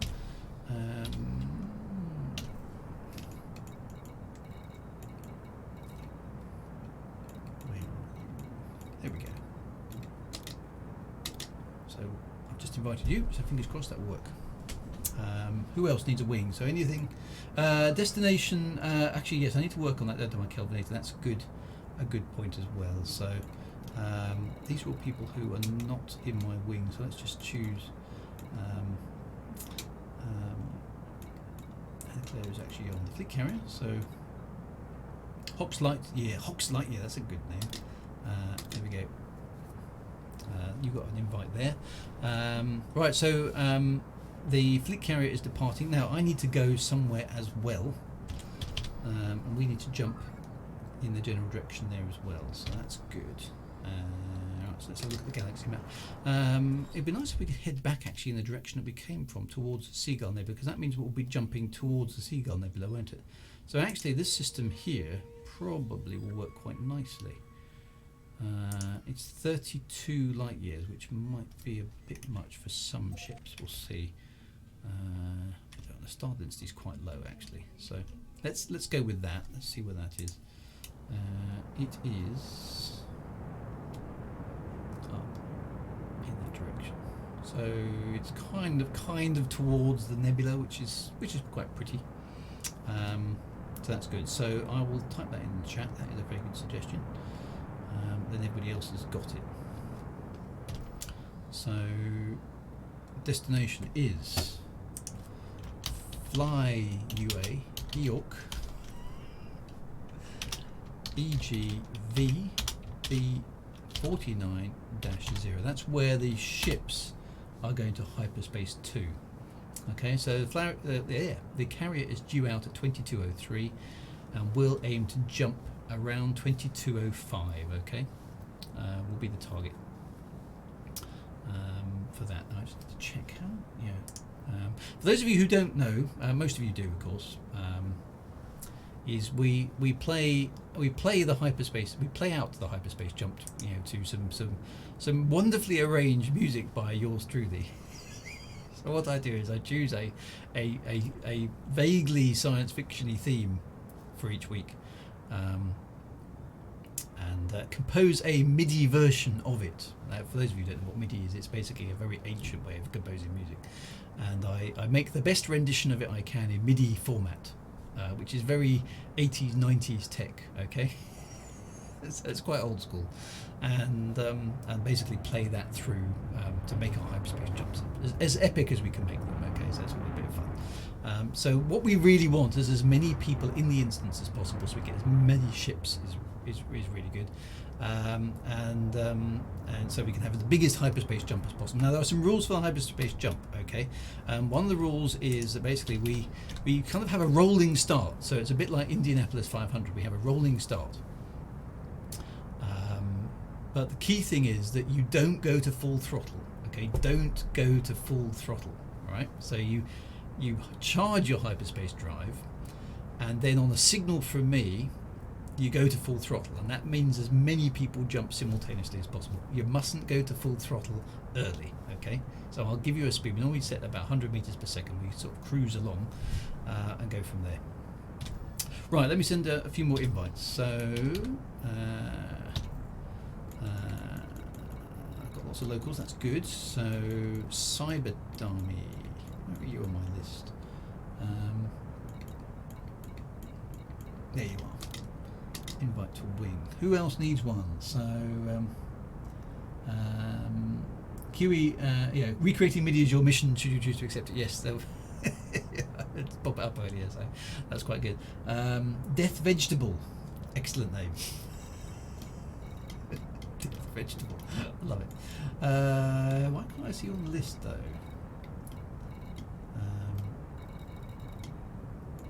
Sometimes this list is very odd. It just doesn't show things up. I can't see you on my list, unfortunately. Death Vegetable. Oh, there you are. Not in alphabetical order. So there we go. I've sent you an invite, so hopefully you can see that, guys. Let's just pop outside again. How are we doing? in terms of ships here. So there's quite a few ships existing. Now we are a little bit close to the fleet carrier actually. That may or may not cause us a problem. So the fleet is building. There's not too many of us here yet, but sometimes the instancing works for us, sometimes it doesn't. But there are a few of us hanging around at the back of the fleet carrier. That's good. So we'll form up quickly once the fleet carrier goes. It's always nice to do a jump with the fleet carrier. That's really, really good. I've got some friend requests as well. Let me sort those out as well. I haven't got pending friend requests, so I'm okay. Dead Star Omega's on this Xbox. We need to. If we had cross play on these systems. I don't have an Xbox or a PS4 or 5. I'm afraid. I do have a PS3, but that doesn't help. Yeah, we can't.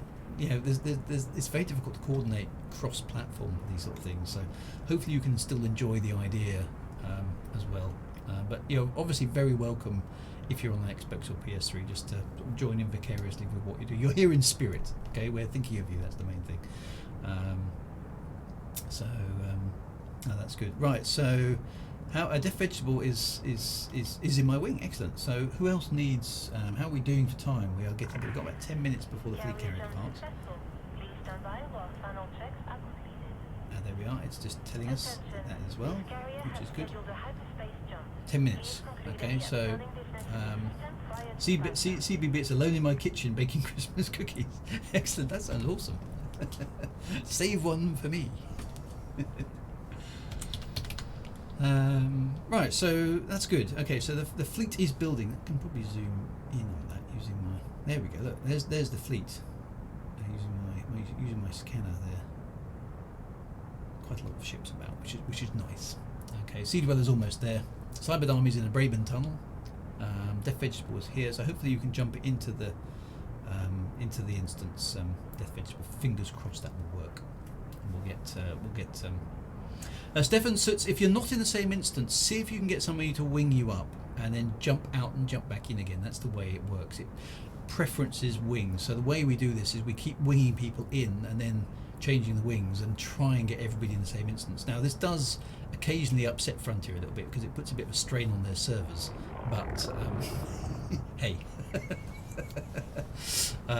That's the way we basically do it. So we're sort of slightly abusing the wing mechanism in order to make this work, but it's been done many times. It's an established thing. So we do try and wing up this way. So the idea being again that we use the wing to get everybody in the same instance, drop the wings, and then get more people in by using the wings. And the hyperspace instancing thing preferentially treats wings, which is the mechanism we use to try and get as many ships in as possible. So that's the technique. It's a bit dodgy, but hey. In the absence of dedicated servers where there are no instances and we just have the universe, wouldn't that be nice? But we'd probably all have to be paying a monthly fee to play the game. Then it would be a bit more expensive than it is. So there we go. But anyway, lovely to see so many of you here. Obviously, both in the stream as well and in the game. So it's good. Commander Terakov. Okay, let's try you again. I've got a space on my wing. Let's try that. Where are you? Terakov. You should have another invite. There we go. You got the wing. That's good. Excellent. So once you're in the instance, obviously don't go anywhere. What we normally do is we form up behind the fleet carrier in sort of loose formation, and then we'll establish a formation a little bit more once we go. That's right. Somebody's just shot past in a crate Phantom or crate Mark II there. Very pretty purple one. That's very cool. So once you're in the instance, you can safely drop the wing. You don't need to be in a wing for the hyperspace jump. And if you can invite anybody else who's about who isn't in the instance, please do. That's really useful. Let's go external because we're getting a nice fleet building up now, which is excellent.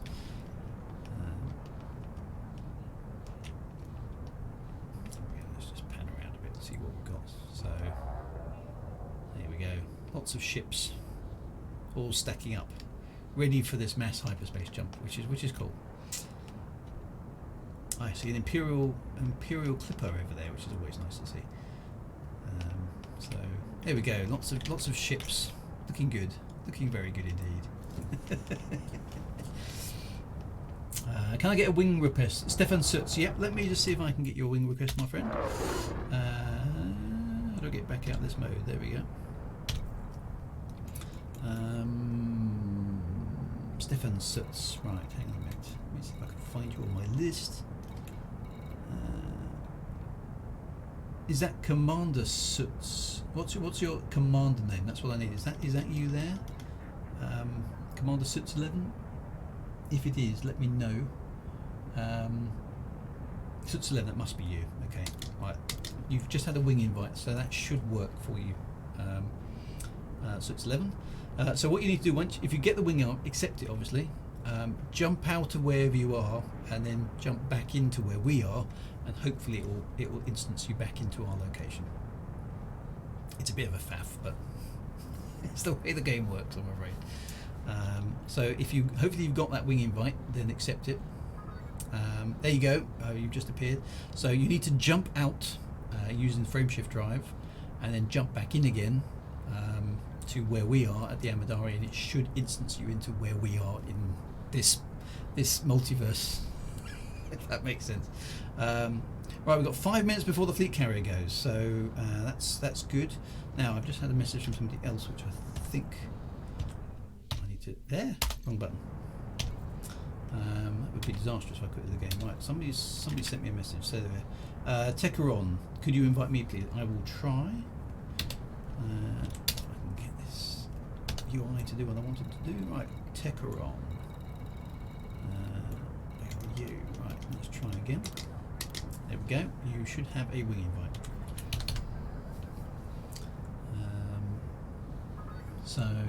Who said space was easy? Yeah, so you get used to this stuff, okay? You do get used to it, but this sort of stuff is a bit of a faff. Wing beacons on. Yeah, wing beacons was a good idea actually. So let me do that too. I think I switched mine on earlier, but it may have switched itself off again.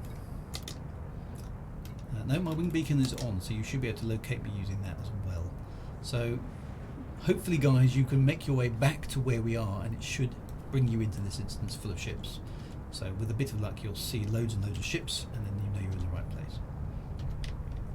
So right, there we go. Let's switch that HUD off. How are we doing ship-wise? So let's have another look. So there's lots of ships here now. We're ready to depart now. We're about 5 minutes away from the fleet carrier jumping out. But yeah, it is a nice fleet. This is looking good actually. The instancing is working for us tonight. There's a lot of ships here, which is awesome. And in fact, we can just pan that across the star. That's going to look quite cool, isn't it? A nice silhouette of all of the fleet, the Astro Tour fleet, poised and ready to rock and roll, which is jolly nice. So it's looking good. It's looking good. Some nice ships, all poised and ready to rock. So many ships here with a lot of light years on the clock. Most of these ships here, I imagine, have been out to the Formidine Rift, have been to Colonia, possibly been to Beagle Point and Sagae, and various other bits and pieces. Right, it looks like we're getting very close for the carrier to depart. So let's hope we don't get moved around too much. Make sure your shields are up, just in case.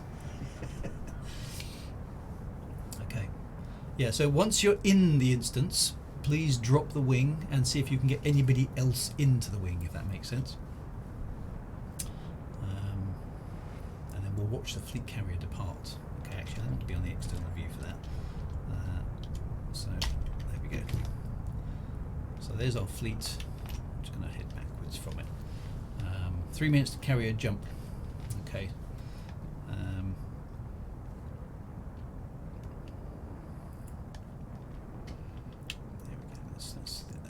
Bit.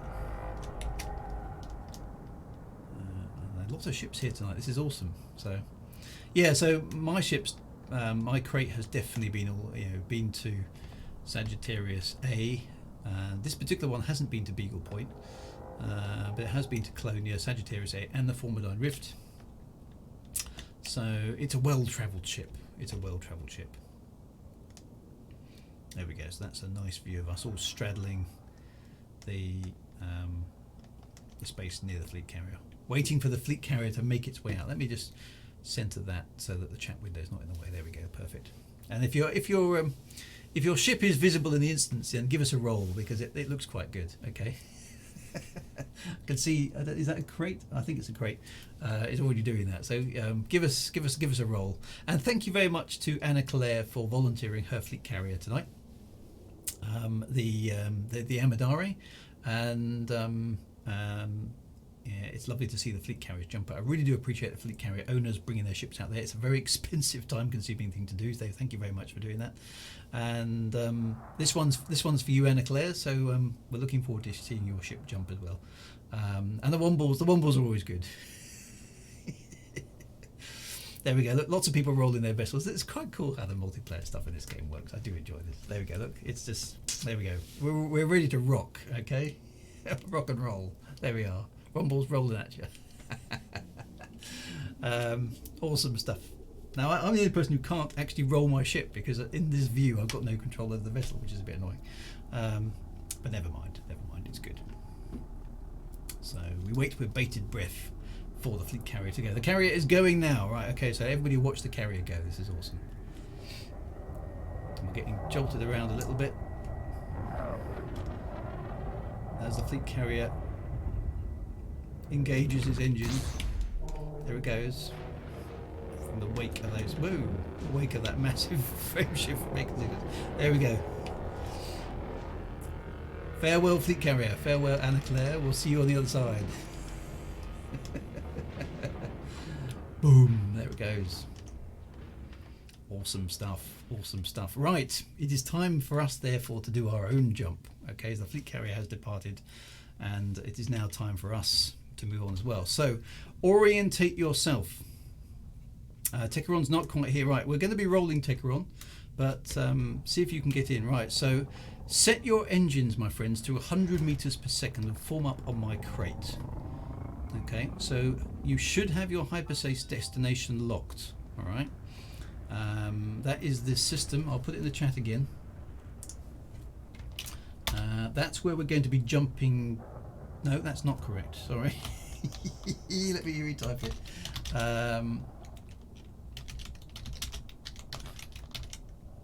This is where we're jumping to. So if you jump there, 49. So if you lock your hyperspace destination onto that system, fly EORC EGV B49-0, and then set your ship to be cruising at about 100 meters per second. There we go. I've got 99. So form up on my ship and see if you can just keep formation with it. So I'm just going to roll that round. See if I can see you guys forming up. So that's the Carl Sagan. There's the fleet. Look at that. Well done, everybody.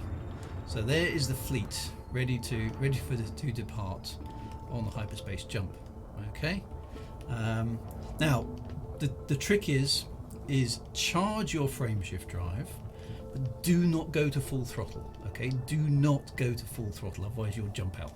Okay. So if you're with us in the instance, charge your frameshift drive, but don't throttle up.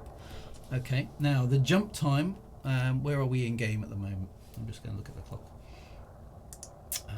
Let's go for 22:08 game time. Okay, 22:08. That's what I'm going to go for.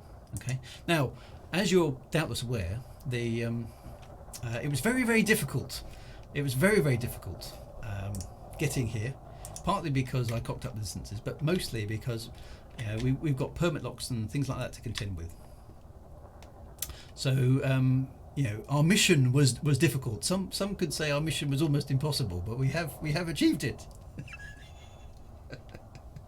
So it is time for dodgy midgy compositions, as you know. So charge up those frameshift drives, throttle up at 22:08. Okay, throttle up at 22:08. Here we go, commanders. It's time. It's time.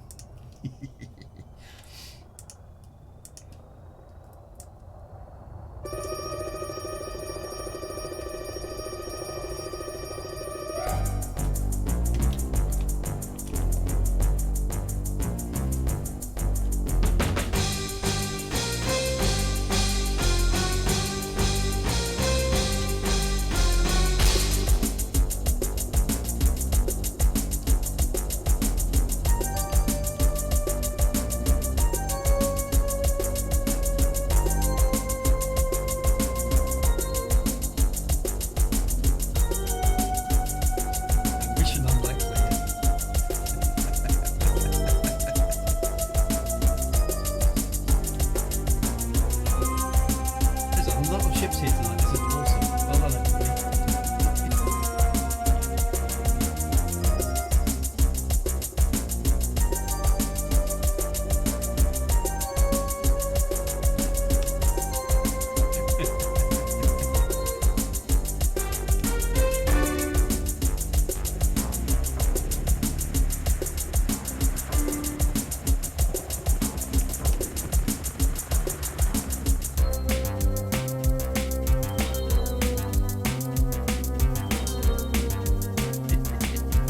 Mission improbability drive. We're almost there. It's almost time for that jump.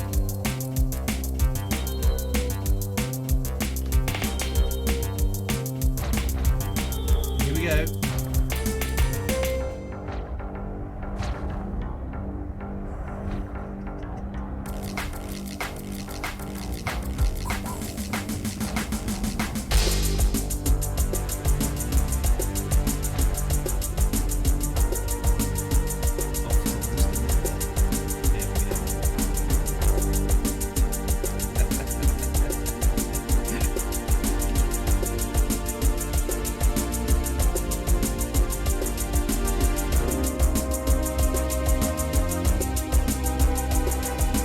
Awesome stuff. And there's my ship that all on its own lane makes the jump as well. Here we go.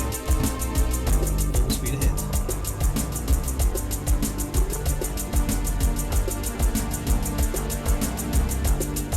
Oh, I need to push up speed. Cool.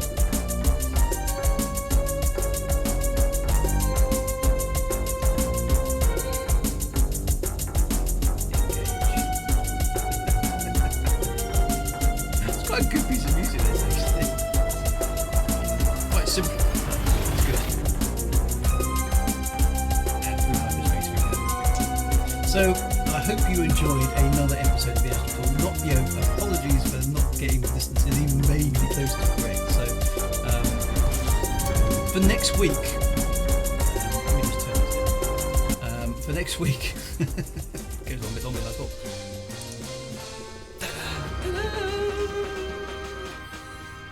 Right. For next week, head to the Monkey Head Nebula. Okay. I'll pick out a particular location, but head for the Monkey Head Nebula next week, and then we'll go to the Crab Nebula from there. Okay. We'll go to the Crab Nebula from there. So, that's the plan. Okay. Monkey Head Nebula is where we'll start from. Crab Nebula is where we'll end up. That'll do. That's far enough for the fleet carriers to hopefully get there and be able to look. Now, I haven't been to the fleet carrier. That's the fleet carrier. I haven't been to the Crab Nebula before, so I've got no idea whether it's actually worth visiting or not. But we've got to go there because it's one of the things you can see from Earth. That's really important. So, Monkey Head Nebula is the rendezvous point. Crab Nebula is the destination. Okay. So if you want to, you don't always have to start at the rendezvous point. If it takes you time to get across, if you've got a slower ship. But the Crab Nebula is where we want to end up at the end of the show for doing our next hyperspace jump. So that'd be really good.